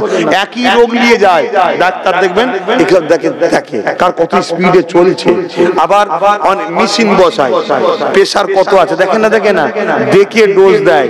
যার ভালো প্রেসার শরীর চাঙ্গা তাকে হাই পাওয়ার দেয়, যার হালকা তাকে কম পাওয়ার দেয়। ডাক্তার বোঝে। সবাইকে আবার জঙ্গলে যাওয়ার নিয়ম নেই। জঙ্গলে যাওয়ার জন্য অনেক ব্যাপার আছে, অনেক লোক আছে, তাদের সেটা আল্লাহর ওলিদের বুঝার ক্ষমতা আল্লাহ দেয়। কেন? আল্লাহর ওলিরা হলো অন্তরের ডাক্তার। জোরে বলুন সুবহানাল্লাহ। আর এই ডাক্তারি পড়াশোনা করেই হয়েছে, এমনি এমনি হয়নি। পড়াশোনা করেছে, আল্লাহ দান করেছে। জোরে বলুন সুবহানাল্লাহ। তুমি তখন জিজ্ঞেস করছে যে আপনার পীরের নাম? আল্লাহ আমার পীরের নাম আর আমার নাম পরে বলবো, আপনি যান, আপনার পীর যেটা হুকুম দিয়েছে করুন, আমার পীর হুকুম দিয়েছে আমি করছি। অনেক বড় কথা। 3 দিন পরে উনি রওনা দিয়েছে, যখন জঙ্গল থেকে বাইরে চলে এসছে, পিছন থেকে সালামের আওয়াজ আসছে, আসসালামু আলাইকুম ভাই আব্দুল মুমিন, আপনি আমার পীরের নাম জানতে চাইছিলেন? আমার পীরের নামটা শোনাচ্ছে, আর আমার পীরকে গিয়ে সালাম দেবেন। আমার পীর হলো ফুরফুরার আবু বকর সিদ্দিক। জোরে বলুন সুবহানাল্লাহ। আপনি হলেন যে পীরের মুরিদ, আমিও সেই পীরের মুরিদ। আপনাকে যেটা আমার পীর হুকুম দিয়েছে পালন করুন, অনেক দূর এগিয়ে যাবেন। আব্দুল মুমিন সাহেব হুজুর ঘরে এলেন, সব কথা দাদা হুজুরকে বললেন, কিন্তু বলতে পারছে না একবারও যে আমি জঙ্গলে গিয়েছিলাম। কেন যাওয়ার কথা দাদা হুজুর বলেন না তো, বলে জিয়ারত করো। দাদা হুজুরই লাস্টে বলে, বাবা ওই কথা বলবে না, ওই যে জঙ্গলে আব্দুর রহমান বলে যে আমার মুরিদের সঙ্গে দেখা হয়েছিল, তখন চোখ ভরা পানি, হুজুর বিয়াদবি হয়ে গেছে। বাবা বলো কি চাও? হুজুর দোয়া করেন আমি যেন ওইভাবে আল্লাহকে পেতে পারি, আল্লাহ নামের জিকির করতে পারি। হুজুর বললেন তুমি এবারে যাও জঙ্গলে, আমি আবু বকর তোমাকে ইজাজত দিলাম, যাও। কেন ইজাজত লাগে রে বাবা, ইজাজত লাগে। এখন অনেকে তো অস্বীকার করছে। তো জঙ্গলে চলে গেলেন, যাওয়ার পরে কি হলো? জঙ্গলে যেই ঢুকেছে, বড় গাল হাঁ করে হাসছে। কে বলবেন তো? এই আমাদের সমাজে চোর বাঘগুলোর কথা বলছি নি, এখন সব চোর বাঘ বেরিয়েছে না সমাজে। এ বলছে আমার এটা বাঘ, এটা আমার ওটা বাঘ, হ্যান বাঘ ত্যান বাঘ। এদের কথা বলছি নি, অরিজিনাল আল্লাহর সৃষ্টি বাঘ বড় গাল হাঁ করে এসছে। কথা বুঝে আসছে না? ওই বাঘ যদি এই বাঘকে পায় খুব আদর করে খাবে, কেন হারাম প্রচুর খেয়েছিস তুই। এটা অরিজিনাল বাঘ এসে আগাচ্ছে। আব্দুল মুমিন সাহেব শুধু এটাই বলেছিল, কি শোনো, যদি আল্লাহ আমাকে তোমার জন্য রিজিক রাখে তুমি তো অবশ্যই আমাকে খাবে, তবে আমি আমার পীরের হুকুমে আল্লাহর দাসত্ব করার জন্য এসেছি। আমার পীর হলো জবানাল মুজাদ্দিদ আবু বকর সিদ্দিক। জোরে বলুন সুবহানাল্লাহ। মহান আল্লাহ, ক্ষমতার মালিক কে? এটা মনে রাখবেন, মহান আল্লাহ। ওলিদের ঘরে আল্লাহ কেরামত দেয়, এটা দেওয়ালা মালিক আল্লাহ। তো ওই সময় দেখা যাচ্ছে এই বাঘ আব্দুল মুমিন সাহেব হুজুরের কিতাবের মধ্যে পাওয়া যায়। পুষা বিড়াল যেমন গায়ে ঘা ঘষে, এসে হুজুরের গায়ে ঘা ঘষছে। হুজুর আরো গভীর জঙ্গলে যায়, ও পিছু পিছু যায়। হুজুর যে বসে যায়, ও হুজুরের পাশে বসে যায়। কই হুজুর ভয় করেছিল? যাদের হৃদয়ে আল্লাহর ভয় থাকে তারা অন্য কাউকে ভয় করে না, আর যাদের হৃদয়ে আল্লাহর ভয় থাকে বিশ্বের জীব জন্তুরাও তাকে ভয় করে। জোরে বলুন সুবহানাল্লাহ। এটা মনে রাখবেন, এটা শুধু আব্দুল মুমিন সাহেব হুজুরের ওকিয়া নয়, আরো প্রচুর ওলিদের সঙ্গে এমন ঘটনা ঘটেছে। আমার নহুজুর পীর কেবলার সঙ্গে ঘটেছে। এমন অনেক মুরব্বী আছে ফুরফুরা শরীফে এখনো বেঁচে আছে, খবর নিলে তারা বলবে যে আমরাও সেদিন হাজির ছিলাম, বাঘের পিঠে করে ফুরফুরা এসেছিল জঙ্গল থেকে।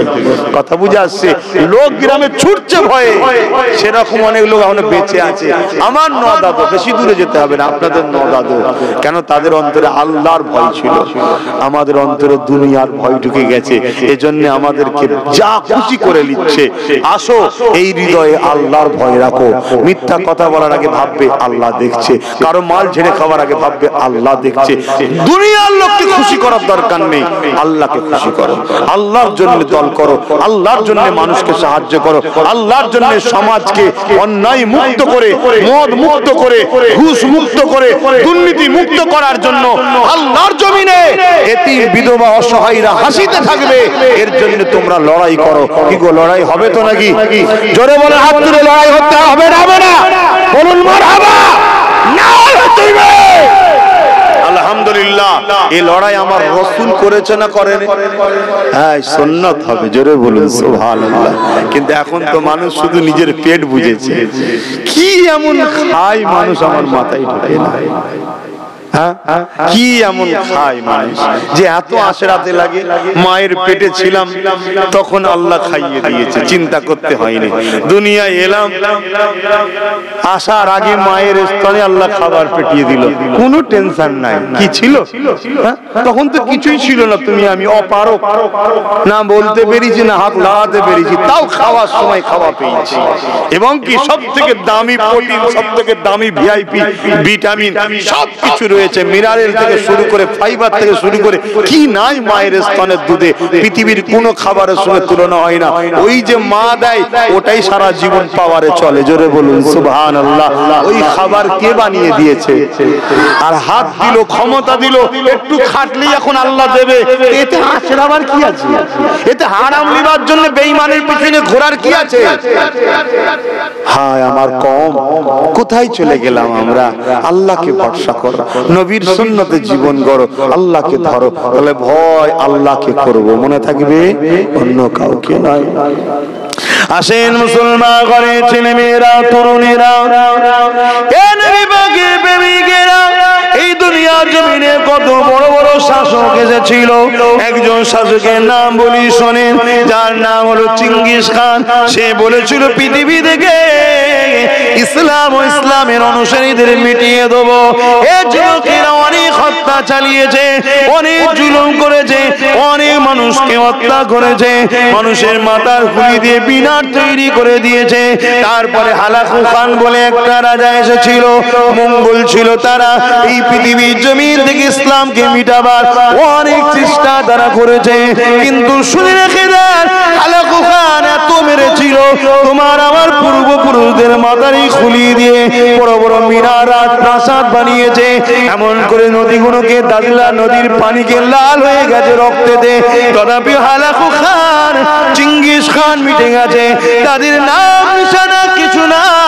কিন্তু আল্লাহ তোমাকে আমাকে আজও 200 কোটি বানিয়ে রেখেছে। আরো জোরে বলুন সুবহান। ঘাবড়ে যেও না আমার সোনার ভাইরা, ঘাবড়ে যেও, ভয় খেয়ে যেও না। কেন নবী বলেছে আমার উম্মত যেদিন ভয় খাবে, এক নম্বর, আর একটা কি বলেছে, দুটো খসলত যখন আমার উম্মতের মধ্যে ঢুকবে।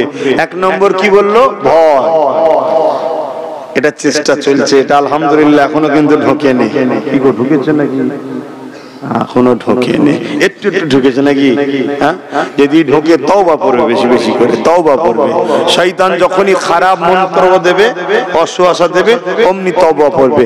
লা হাওলা ওয়ালা কুওয়াতা ইল্লা বিল্লাহিল আলিয়্যিল আযীম, লা হাওলা ওয়ালা কুওয়াতা ইল্লা বিল্লাহিল আলিয়্যিল আযীম, আস্তাগফিরুল্লাহ আস্তাগফিরুল্লাহ আস্তাগফিরুল্লাহ। এভাবে পড়বে, দেখবে অসুয়াশা কেটে যাবে। চেষ্টা তো করো বাঁচা, চেষ্টা করো। আর একটা কথা রাসূল বললেন, আমার উম্মতের মধ্যে লোভ ঢুকে যাবে, লোভ। এইটা কিন্তু ঢুকে গেছে, ঢুকেছে না ঢুকে নেই? হ্যাঁ, আমার বলা কি কিছু ভুল হয়ে গেল নাকি? তাহলে এত মন খারাপ হয়ে গেল কেন? চুপচাপ কেন? লোভ ঢুকেছে না ঢুকে নেই? হ্যাঁ ঢুকেছে। কেন ঢুকেছে? গরিবি বলে, পেটের জ্বালা বলে। কিন্তু আমার অবাক লাগে, এমন কি পেটের জ্বালা ধরলো? আমাদের এই বাপের বয়সী যারা রয়েছে, মনে হয় গড়ে 4-5টা করে ছেলে দিলে। এ ভুল বলছি নাকি? হ্যাঁ, আর ইনাদের আব্বার গড়ে 10-12টা। এই ভুল বলছি? আর আমরা একখানা 1.5খানা দিয়েছে। তো 10-12টাকে খাইয়েছে, 5-6টাকে খাইয়েছে, জীবনের লোনও নিতে হয়নি, আর কারো কাছে হাতও পাততে হয়নি। এই ভুল বলছি? আমাদের 1.5খানাতে কি এমন সমস্যা হয়েছে যে খেতে পাচ্ছি নাকি? এত লোভ ঢুকে গেছে। দেখুন, এত লোভ ঢুকে গেছে, এত লোভ ঢুকে গেছে যে বাড়ি বাড়ি বন্ধন লোনটা ঢুকে গেছে। বন্ধন কি? লোন, সুদ। আল্লাহ নবী বলছেন যে সুদ খায়, সুদের ব্যবসা করে, আমি রাসূল বলছি সে আল্লাহ ও রাসূলের সঙ্গে যুদ্ধের ঘোষণা দিল। কত বড় মারাত্মক খারাপ জিনিস। কিন্তু শয়তানরা প্ল্যান করে ঢুকিয়েছে না ঢুকায়নি? বলেন ঢুকিয়েছে না ঢুকায়নি? এটা লাও না। এক একটা শয়তান তো দেখছেন আবার ইমাম সাহেবদের ঘরে লোন দেবে বলছে। শুনেছেন না? শুনেছেন? আর ইমামগুলোকেও বলি আল্লাহ মাফ করুন, সবাইকে নয়, কিছু ইমাম। আপনারা এত দিশেহারা হয়ে গেলেন। হ্যাঁ আমি জানি আপনাদের বড় কষ্টের দিন, অস্বীকার করব না।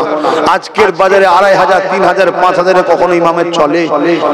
এ আমার কম, বড় অন্যায় করছো ইমামদের সাথে, বড় জুলুম করছো। প্রত্যেকটা মসজিদে শহরতলি হলে কম করে 20,000 টাকা মাইনে করো, গ্রামগঞ্জ হলে 12 থেকে 15,000 টাকা মাইনে করো ইমামদের। আর ইমামকে স্বাধীন দাও কথা বলা। গ্রামে গ্রামে কমিটি সই করো, রেজিস্ট্রেশন করো। ইমাম কোরআন হাদিসের আলোকে স্বাধীনভাবে কথা বলবে। ইমামের কণ্ঠকে কোনো দল রুখতে যাবে না।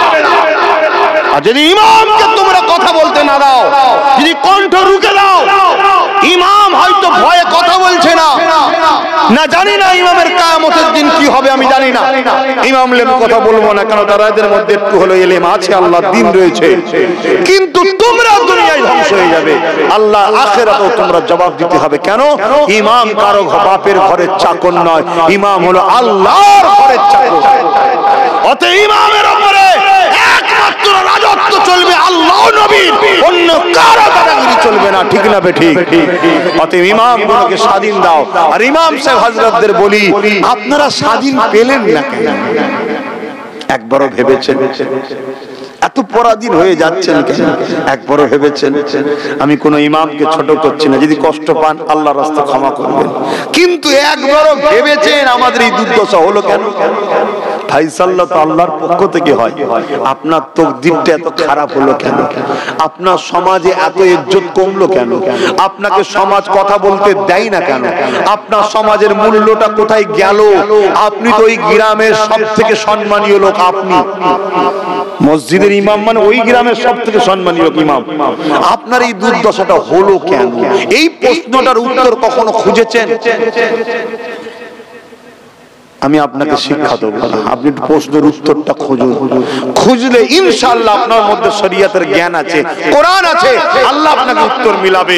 সেই উত্তর পেয়ে আপনি সেই রাস্তায় হাঁটুন। আমি আব্বাস সিদ্দিকী বলে যাচ্ছি, কোরআন সত্য, নবী সত্য, আল্লাহ সত্য, আপনার ইজ্জত ফিরে পাবেন। আপনার গ্রামের লোক আপনাকে পীরের থেকেও সম্মান দিয়ে মাথায় তুলে রাখবে, পীর বানিয়ে রাখবে।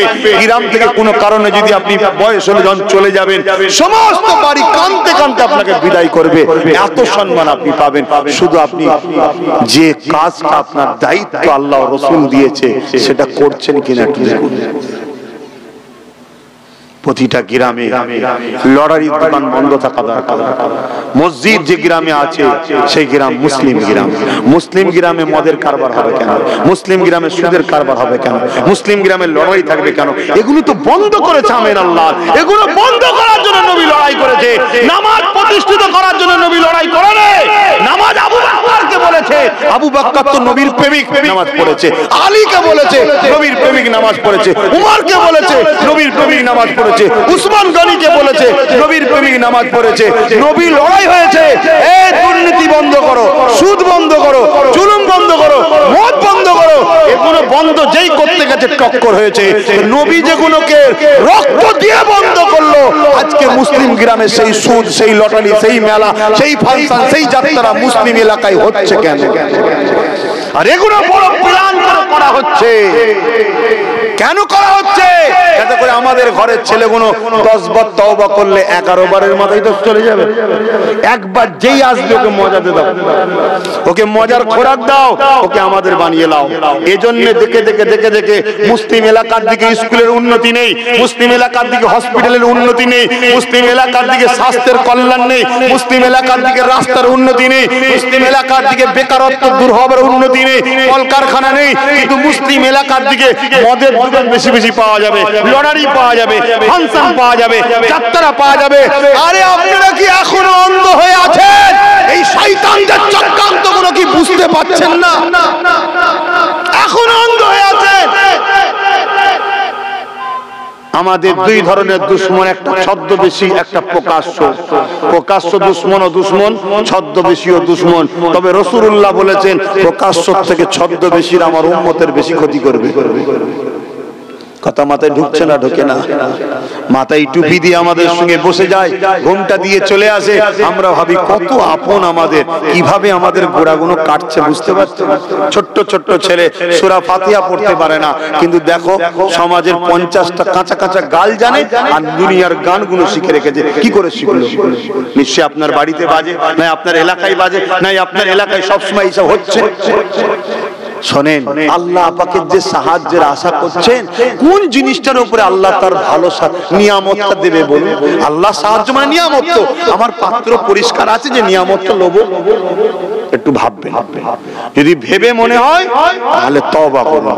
বাকি যতদিন বাঁচবো একটা কথা জিন্দেগিতে লে বাঁচুন, কি আজ থেকে আমার লক্ষ্য একটাই থাকবে, মুহাম্মদ রাসূল সাল্লাল্লাহু আলাইহি সাল্লাম তিনি যেভাবে হাসতে বলেছে হাসবো, তিনি যেভাবে ঘুমোতে বলেছে ঘুমাবো, তিনি যেভাবে ব্যবসা করতে বলেছে করব, তিনি যেভাবে সংসার করতে বলেছে করব, তিনি যা যেভাবে করতে বলেছে সেভাবে করব। যাদের রাজনীতি করার শখ, রাসূল যেভাবে রাজনীতি করতে বলেছে। নবীর রাজনীতি কি? নবীর রাজনীতিতে মানুষের ঘুষ খাওয়া যাবে না, নবীর রাজনীতিতে মানুষকে জুলুম করা যাবে না। নবীর রাজনীতি মানে কি রাষ্ট্রকে নিরাপদে রাখতে হবে, রাষ্ট্রবাসীকে নিরাপদে রাখতে হবে, সবাইকে সমান দেখতে হবে। মুসলমান হোক, ইহুদি হোক, খ্রিস্টান হোক, নাসারা হোক, যেই হোক, তুমি রাজনীতির নেতা, তোমার নজরে সবাই প্রজা। তুমি মুসলমান, মুসলমানকে বেশি দেবে, রাসূলুল্লাহর রাজনীতি হারাম। তুমি হিন্দু, অমুককে বেশি দেবে, রাসূলুল্লাহর রাজনীতি হারাম। রাসূলুল্লাহ সবাইকে সমান করে দিয়েছে, কেন তুমি সবার প্রতিনিধি। রাসূল পাক সাল্লাল্লাহু আলাইহি ওয়াসাল্লাম এই সমাজের বুকে শান্তি প্রতিষ্ঠিত করেছে। জোরে বলুন সুবহানাল্লাহ। এভাবে সমাজকে এগিয়ে নিয়ে যাও আমার সোনার ভাইরা। যদিও তুমি আমি চেষ্টা করবো তো নাকি? চেষ্টা করবো তো নাকি? হাত তুলে বলছেন চেষ্টা করবো তো? আমার বাপেরা কি চেষ্টা করবেন? যতদিন আছেন আলহামদুলিল্লাহ। মনে রাখবেন, ধরুন একটা মানুষ, আপনারা চাষি এলাকা না, কিন্তু আমার মা বোনেদেরকে বলবো, আমার আম্মা জানেরা, আপনাদের জন্য তো খাতুনে জান্নাত সব থেকে উত্তম মডেল। আল্লাহ নবীর হাতে তৈরি করা ছাত্রী, নবী পাকের বেটি তিনি, খাতুনে জান্নাত যা শিক্ষা রাসূলুল্লাহ দিয়েছে। এ যুবকেরা, তরুণীরা, বাপেরা, আমার মা বোনেরা খুব ভালো করে বুঝবেন। পুরুষ আমি আপনি পুরুষ মানুষেরা যারা রয়েছি, আমরা চায়ের দোকানে এদিক ওদিক বসি, এটা সেটা খেয়ে ফেলছি। কি গো, বসলে খেয়ে ফেলি না রাস্তা দিয়ে যাচ্ছি, কেউ বললে রে আমার একটা মটরশুঁটি খানা রে, কোথায়? আমার জমি। আদৌ হয়তো কারো জমি থেকে টেনলে চলে এসেছে, দিয়ে দিল, আমি তুমি খেয়ে ফেললাম। এই সমাজে হয় না? চায়ের দোকানে বস, ভাই একটা চা খা ভাই, না বলতে পারছেন না, খেয়ে ফেলছেন। এই আমার তোমার জীবনে ঘটে না? কিন্তু আমার তোমার মা গুলো কিন্তু ঠিক ছিল, বোন গুলো ঠিক ছিল। কেন? নারী হচ্ছে পুরুষের অধীনস্থ। যদি বেটি হয়, বাপ হচ্ছে গার্জেন। বাপ যদি হারাম ইনকাম করে খাওয়ায়, বাপ ধরা পড়বে, বেটি ধরা জোরে বলুন পড়বে না। স্ত্রী যদি হয়, গার্জেন স্বামী, স্বামী যদি ভুল ইনকাম করে খাওয়ায়, স্বামী ধরা পড়বে, স্ত্রী ধরা। মা যদি বয়স্ক হয়ে যায়, বেটার হাতে খাচ্ছে, যদি ভুল খাওয়ায় ধরা কে পড়বে? বেটা, মা। তাহলে এই খাবারের দিকে নারী সব সময় ছাড় পেয়ে আছে, ঠিক না বেটি গো? শয়তান নানা রকম ভাবে চেষ্টা করছে যে পুরুষদের হাতের দোয়া যদি কবুল নাও হয়, মেয়েগুলো তো হাত তুললে কবুল হবে, কেন ওদের পেটে তো এখনো খারাপ ঢোকে নেই। তাই বড় প্ল্যান করেছে কি না, লোন নিতে হবে, লোন। আবার মহিলা ছাড়া এই লোন দেওয়া যায় না। এই বলছো না, বলেন। আবার উনি চলে গেলেন সেজে গুজে, অফিসের চেম্বারে ভেতরে ঢুকে গিয়ে আর বাকি বলছি না, বড় কথাবার্তা বলে লোন টোন নিয়ে চলে আসছে। হাই রে পুরুষ, হাই রে পুরুষ, হাই রে পুরুষ। আবার অনেক তো আবার দেখি এখন কি বলবো, সব দুশ্মন বেড়ে যাবে। হায় হায় হায়, নামাজি, দাড়িওয়ালা, টুপিওয়ালা, হযরত জি, ইমাম জি, পীর সাহেব জি, মুফতি সাহেব জি, তাদের পরিবারের বইয়েরাও দেখি সব বেরিয়ে পড়েছে। কোথায় যাবে না, ওই যে 500,000 টাকা দেবে, লাইনে দাঁড়িয়ে আছে। আর যে বলছে মুখটা তোলো না, একটা ফটো তুলতে হবে, তো পাঠাতে হবে, কাকে কাকে দিল। কথা শুনছেন কিভাবে আমাদেরকে লোভ শেষ করছে? বলো, পর্দা ইসলামে কি? বলো, ফরজ। নামাজ যেমন ফরজ, পর্দাও তেমন ফরজ। আমি নামাজ পড়লে তোমার হবে, তুমি পড়লে আমার হবে। তেমন আমার মা পর্দা করলে তোমার মায়ের হবে, তোমার মা পর্দা করলে আমার মায়ের হবে না। সবাইকে পর্দা করতে হবে, পর্দা ফরজ। কিন্তু কি প্ল্যানে বার করছে দেখেছেন? আমার কথায় কষ্ট নিলেন? কিন্তু আমরা লোভে পড়ে গেছি না যাইনি? বলুন, তওবা করুন, তওবা করুন, এই জায়গা থেকে উঠে আসুন। একটাই কথা বলুন, যদি দিবার হয় আমার ছেলের হাতে দে, আমার বাপের হাতে দে, আমার স্বামীর হাতে দে। দিয়া যায় না? এই দিয়া যায় না? না, মাকেই যেতে হবে, চাচিকেই যেতে হবে, বোনকেই যেতে হবে। তার মানে শয়তান শুধু দেবে না, পর্দাটাকেও শেষ করবে, ঈমানটাকেও শেষ করবে, লোভ লালসাই ফেলবে। আমাদেরকে যখন শেষ করবে, দোয়া চাইলে আর বদরের মতো ফেরত আসবে না। বাঁচাবার জন্য বোঝাচ্ছি, পেটের জ্বালাই নয়। পেটের জ্বালা হলে এত কিছু বলতে লাগে নাকি? কোন রকম ভাবে পালিশ করতে চলে গেলেই তো হয়ে যায়। এত খুলে খুলে বলার কি দরকার? এ দুশ্মন বাড়ছে না কমছে? হ্যাঁ বলুন, আপনাদের ঘর কতদূর? আর আমার তাহলে দুশ্মন বাড়ছে না কমছে? তারপরও দেখেছেন কোনো চিন্তা আছে? যা চাইবে তাই, ঠিক না বেঠিক? যা চাইবে তাই হবে। যে লোকটা ঈসা নবীকে মারতে মেন ঢুকেছিল, জানেন না? তার মুখটাই আল্লাহ অবিকল ঈসা নবীর মতো করে ঈসা নবীকে তুলিয়েছে, আর তাকেই ধরে নিজে সব রেখে ঘুরছে। বলছে আমি তোদের নিতা রে, বলছে নিতা। তা আল্লাহ সব পারে, আল্লাহ সব পারে, আল্লাহর উপর ভরসা রাখো। আহা, আমার মা বোনেদের উদ্দেশ্য করে আমি একটু ফাতেমা হুজুরের দুটো ওয়াকিয়া বলবো। আপনাদের অসুবিধা আছে? আমার মা বোনেরা শুনছে তো নাকি? ইনশাআল্লাহ যত মা বোন মাইকের আওয়াজ শুনছেন দুটো ওয়াকিয়া শুনুন। নবী হলেন দোনো জাহানের সুলতান। নবীকে দোনো জাহানের সুলতান। নবীকে সুলতান বানিয়েছেন কে? আল্লাহ। আল্লাহ হলেন খোদ মালিক। দোনো জাহানের সুলতানের বেটি। এখন আমাদের এলাকার ছোট গ্রামের নেতার বেটির চাল চলন তো সিপ ধরা মুশকিল, বাপরে বাপ, ঠিক না বেঠিক? তো 5 জমিনে পড়েই না আছে না? নাই বলেছি নাকি? আরে আমি অন্য গ্রহ থেকে আসি না, এই গ্রহের লোক, আমি সব জানি। কথা বুঝে আসছে? তো দোনো জাহানের সুলতানের বেটি পৃথিবী থেকে পায়গম আসছে বড় দরবার থেকে, ঘর থেকে, যে মুহাম্মদ রাসূলের বেটির সাথে নেকা করতে চায় আমার ছেলের। আল্লাহ নবী বলছে আমার ছেলে মেয়ের জন্য এমন একটা ছেলে খুঁজছি যে ছেলে যেন আমার মেয়ের দুনিয়াতেও হাত ধরবে, পরকালেও যেন একসাথে জান্নাতে যায়। জোরে বলুন সুবহানাল্লাহ। কথা বুঝে আসছে?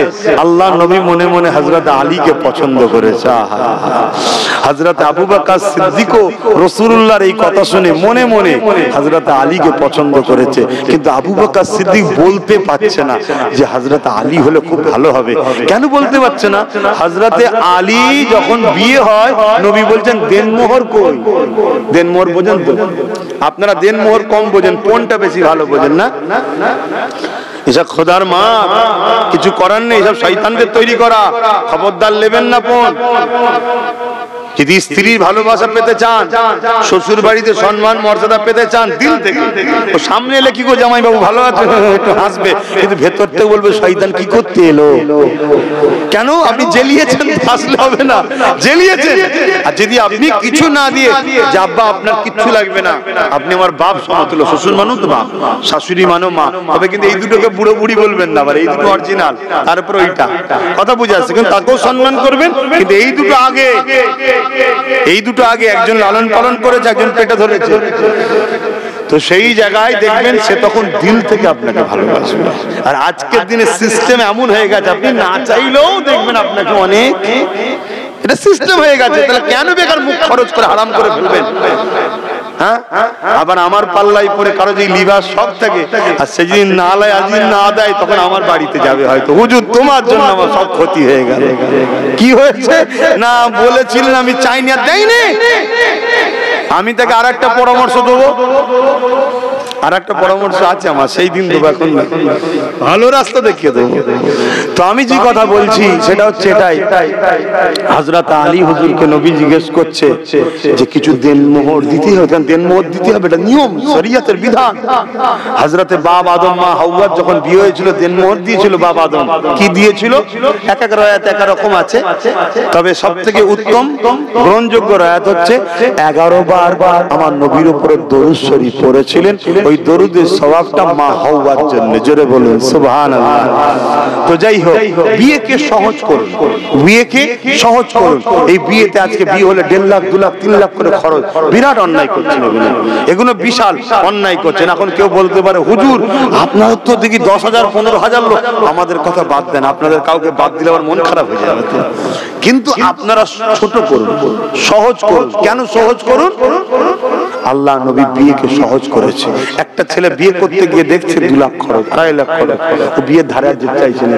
তখন ওর শরীরের একটা, আর বেশি খুলে বলতে পারছি না, তখন ও পাপের দিকে চলে যাচ্ছে। কথা মাথায় ঢুকছে? বিয়েকে সহজ কিচ্ছু না। মসজিদের ইমাম সাহেবকে 1000 টাকা দেবেন, দিয়ে বলবেন অমুক দিন আসবেন, দুজন সাক্ষী রাখবেন, ছেলে পক্ষ মেয়ে পক্ষ রেখে, এই অমুকের ছেলে অমুক, অমুকের মেয়ে অমুক, নিজের নফসের জন্য বিবাহ শাদী নেকা হচ্ছে, তুমি কি কবুল? ও বলে কবুল, কবুল, কবুল, কবুল, ও বলবে কবুল, কবুল, যাও ঘর করবে, যাও, মিটে গেল। সহজ করে দেন। দুনিয়ার লোককে খাওয়াবেন, পাশে হাত গুনতে বললে বলবে হারাম করগুলো, খালি খামাই দাওয়াত করেছে, খাবারে নুন নেই, তেল নেই, শুকনো রান্না, পকোড়া কাঁচা রয়েছে, এই রয়েছে, হ্যান যে তেন কিচ্ছু দরকার নেই। কথা মাথায় বুঝছেন না? হ্যাঁ, বিয়ে সহজ করুন, বিয়ে তো জীবন সাথী আনা, এর জন্য খানদান গোষ্ঠী ধরে খাওয়াতে হবে কেন? আবার যারা আশা করে বসে আছে তারা তো আমায় গাল কাটবে যে এই হুজুরের জন্য আমাদের খাওয়া সব 12টা বেজে গেল। আরে ধর্মকে বাঁচাতে গেলে তোর পেট দেখতে গেলে হবে না। এখন বিয়ে এমন হয়ে গেছে, বিয়ে মানে যত কমই হোক 2 লক্ষ নিচের বিয়ে নেই। আর আজকের দিনে যে লোকটা ভ্যান চালিয়ে খায়, দিন মজুরি খায়, তার 2 লক্ষ মানে বুঝতে পারছেন না কি? হ্যাঁ, খবরদার এগুলো করবেন না। আমার রাসূল পাক বললেন, ফোন এসে গেল কেন? টাইম হয়ে গেছে নাকি? ওরে বাবা, ফোন এসে গেছে, তার মানে টাইম হয়ে গেছে। কথা বুঝলেন? সময় তো হয়ে গেছে, 8টা বেজে গেছে। তো যাকে কথাটা একটু বলে দিই। আমার রাসূল বললেন, হযরত আলী তুমি দেনমোহর কি দেবে? হুজুর আমার কিছু নেই। হ্যাঁ, কিছু নেই। ওই জন্য আবু বকর সিদ্দিক পছন্দ করেছে কিন্তু বলতে পারছে না কেন? স্বাভাবিক, প্রত্যেকটা বাপই চায় আমার মেয়ে দুবেলা যেন পেট ভরে খায়। কি এটা চাই না? চাই না, এটা অপরাধ নয়, কিন্তু বাপ হারামের খাওয়ার জন্য না খায় এটা ভাববেন।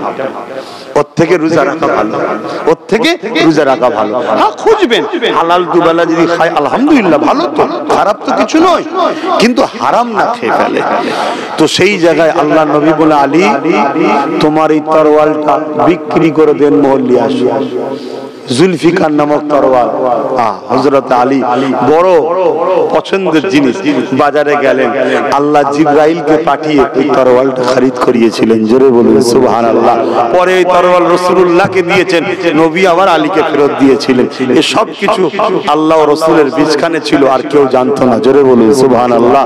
তো যাক, আমি যে কথা বলছি, দেনমোহর দিল, হযরত আলী জীবন সাথী হলেন। জীবনে কোনোদিন ফাতেমা হুজুর হযরত আলীকে কিচ্ছু বলেনি যে আমি এটা খাবো, এটা খাবো, এই করবো, এই করবো, এই শখ শান্তি কোনোদিন করিনি। দাঁড়ান, ফোনটা কেটে দিয়ে বলি, বুঝতে পারছেন? তো সেই জায়গাতে হযরত আলী হুজুর কোনদিনের জন্য ফাতেমা হুজুর হযরত আলী হুজুরকে বলেন। একদিন দুনিয়া থেকে চলে যাবে, বিছানাতে শুয়ে আছে হযরত আলী হুজুর ফাতেমা হুজুরের মাথায় হাত বুলোচ্ছে, স্ত্রীর মাথায়, বলছে আমার প্রাণের স্ত্রী, জীবনে তোমাকে কোনোদিন পেট ভরে আমি খাওয়াতে পারিনি, জীবনে কোনোদিন তোমার কোনো শখ সাধ আমি মেটাতে পারিনি। কেন? হুজুর দৈনিক যা খাটতেন সংসারটুকু চলে যেত। কথা বুঝে আসছে? তা ফাতেমা, তোমার কি জীবনের একটা আশা নেই আমার কাছে কিছু চাইবে? হযরত ফাতেমা হুজুর বলছেন, হ্যাঁ আমার প্রাণের স্বামী, আমি ফাতেমার কোনো অভিযোগ নেই আপনার উপরে, আমি আপনার উপরে খুশি আছি। জোরে বলুন সুবহানাল্লাহ। আমি ফাতেমা বলছি, আপনার মতো মানুষ হয়নি, আমি আপনাকে খুব ভালোবাসি। জোরে বলুন সুবহানাল্লাহ। আল্লাহ নবী বললেন, পৃথিবীর শ্রেষ্ঠ মানুষ সে যে যাকে তার স্ত্রী বলে তুমি ভালো, সে হলো শ্রেষ্ঠ। স্ত্রীর কাছে ভালো হওয়া চারটিখানি ব্যাপার নয়। কথা বুঝছেন না? বোঝেন না? তো ফাতেমা হুজুর বলছে, আপনি কোনো চিন্তা করবেন না, আপনার উপর আমার কোনো দাবি নেই, অভিযোগ নেই, আপনি খুব ভালো, আমি আপনার উপরে খুব খুশি। কোন হালে বলছে? মান্নতের রোজা রাখবে, নিয়ত করেছিল 3টে রোজা রাখবে, অনেক বড় কথা। তারপর একটু বলে দিচ্ছি, হযরত হাসান হোসেন অসুস্থ ছিলেন, খাতুনে জান্নাত বলেছিলেন, আল্লাহ আমার বাচ্চা দুটো সুস্থ হয়ে গেলে আমি 3টে রোজা রাখবো। তো বাচ্চা সুস্থ হয়ে গেছে, রোজা রাখতে হবে। তো ফাতেমা হুজুর নিয়ত করেছে, হযরত আলীও নিয়ত করে নিয়েছে আমিও রাখবো। হাসান হোসেন হুজুর বলছে আম্মা আমিও রাখবো। একজন ঘরে মানুষ ছিল কাজের, হযরত ফিজ্জা, তিনিও বললেন আমিও রাখবো। তো রোজা রাখছে, সেহরিতে কি খাবে? কিছু নেই তো, পানি পানি খেয়ে রোজা রাখা শুরু হলো। তো ইফতারে কি হবে? হযরত আলী হুজুর বেরিয়ে গেলেন, খাটলেন, কিছু আল্লাহ মিলালেন, ওইটাকে নিয়ে এসে ইফতারের ব্যবস্থা করছে, সামান্য জবের আটার রুটি আর একটু খেজুর। শুনছেন তো? আপনারা ভাবুন, আল্লাহ আমাকে আপনাকে কত ভালো রেখেছে, এরপরেও যদি আমরা হারামের দিকে যাই কত ভুল হবে ভেবে দেখুন। কত ভুল হবে। আল্লাহ আমাকেও হিদায়াত করুক, হেফাজত করুক, আপনাদেরও হিদায়াত ও হেফাজত করুক, বলুন আমিন। কেন আমরা মানুষ, আমিও মানুষ, নফস বড় খারাপ জিনিস।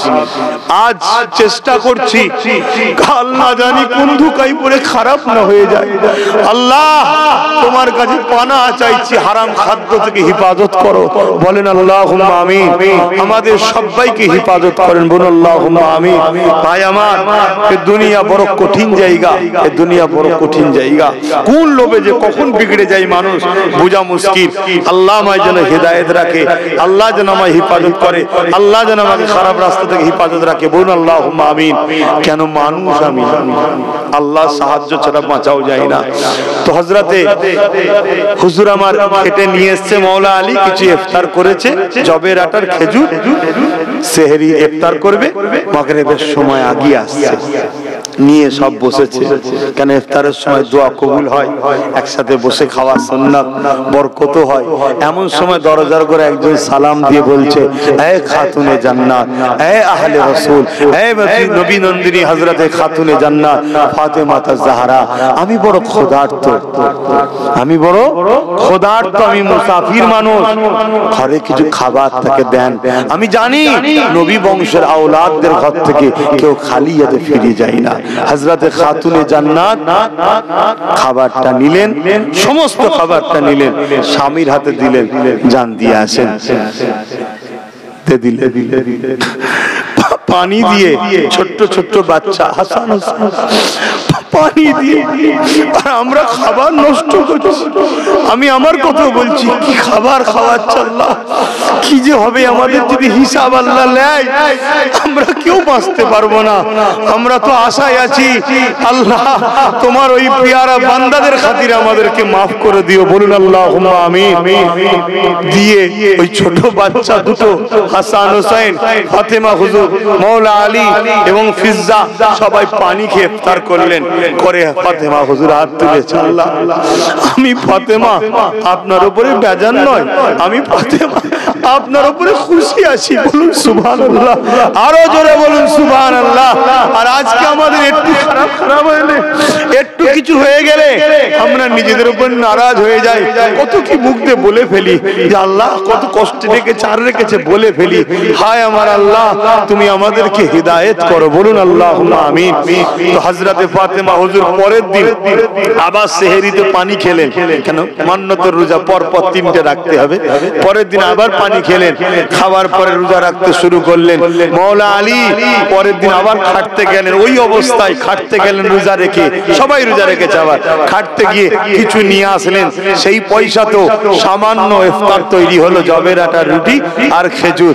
পরের দিন আবার একজন কায়দি এলো, যে খাতুনে জান্নাত, আমি 3 দিন খাইনি, জেলের মধ্যে বন্দী ছিলাম, বড় ক্ষুধার্ত, আমাকে কিছু খেতে দেন।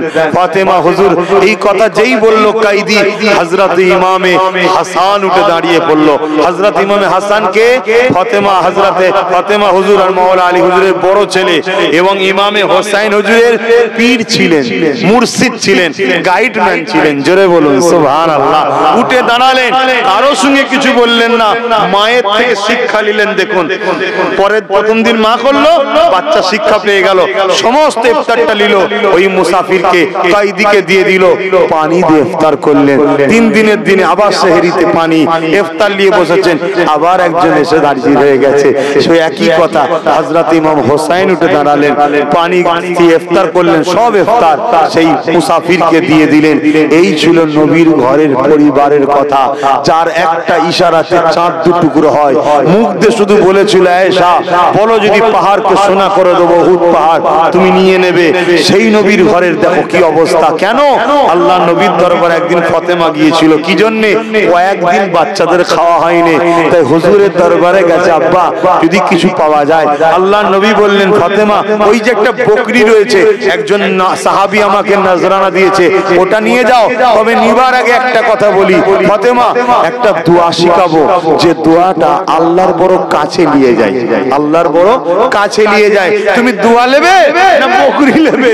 হযরতে ফাতেমা বলেছেন আমি বকরি নেব, আমায় দোয়া শেখান, আমি আমার আল্লাহর কাছে হতে চাই। জোরে বলুন আরো জোরে বলুন সুবহানাল্লাহ।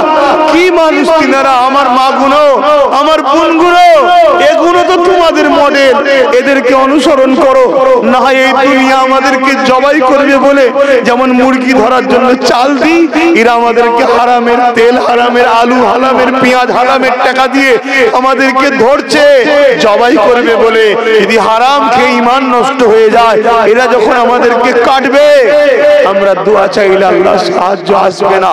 তাই আসো অঙ্গীকারবদ্ধ হও আমার মা বোনেরা, ফাতেমা হুজুরের জীবনী প্রত্যেকটা মায়ের ঘরে দাও, প্রত্যেকটা মা বোনকে পড়াও। তোমরা স্বামী স্ত্রী সুখী হবে, তোমার স্ত্রী ভালো হবে। তোমার স্ত্রীকে ফাতেমার জীবনী পড়াও, আর তোমরা নবী পাকের জীবনী পড়ো, তাহলে স্ত্রীর উপরে কখনো জুলুম করবে না। স্ত্রীকে প্যার করো, ভালোবাসো। এরপরও রক্তে গোস্তে তৈরি, কখনো যদি ঠুকুর মুকুর হয়ে যায় আবার তৎক্ষণাৎ মিলে যেও, মিলে যেও। খবরদার মন টানাটানি করে রেখো না, কেন এটা ভালোবাসার জিনিস, আল্লাহ নিয়ামত জিনিস। তুমি স্বামী স্ত্রীর কাছে নিয়ামত, স্ত্রী স্বামীর কাছে নিয়ামত। সব সময় এক জায়গায় থাকার কেন আল্লাহর নবী বলেছেন, পুরুষরা হলো স্ত্রীদের কাপড়, স্ত্রীরা হলো পুরুষের কাপড়। কাপড় ধরে কেউ টানলে যেমন তুমি সহ্য করো না, তোমার স্ত্রী তোমার সম্পদ, তোমার স্বামী তোমার সম্পদ। একে অপরকে মিলে মিশে থাকো।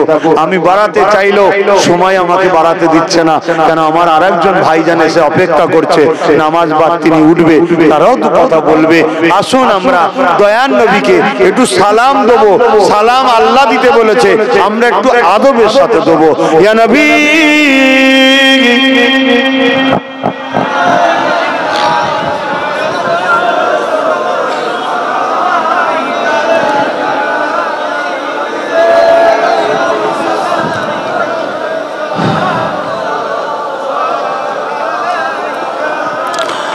طلع البدر علينا من شنيعة الوداع وجب الشكر علينا ما دعا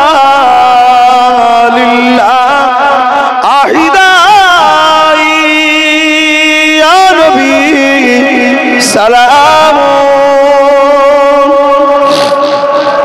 يا رسول يا حبيب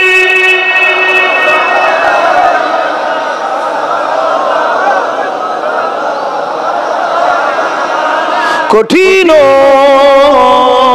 হাসরের দিনে কি আছে মোদে এ কপাল গুনাহগার উম্মত আত আপনার লইবে সঙ্গে এ মাহশরে নবী সালাম ইয়া রাসূল ইয়া হাবিব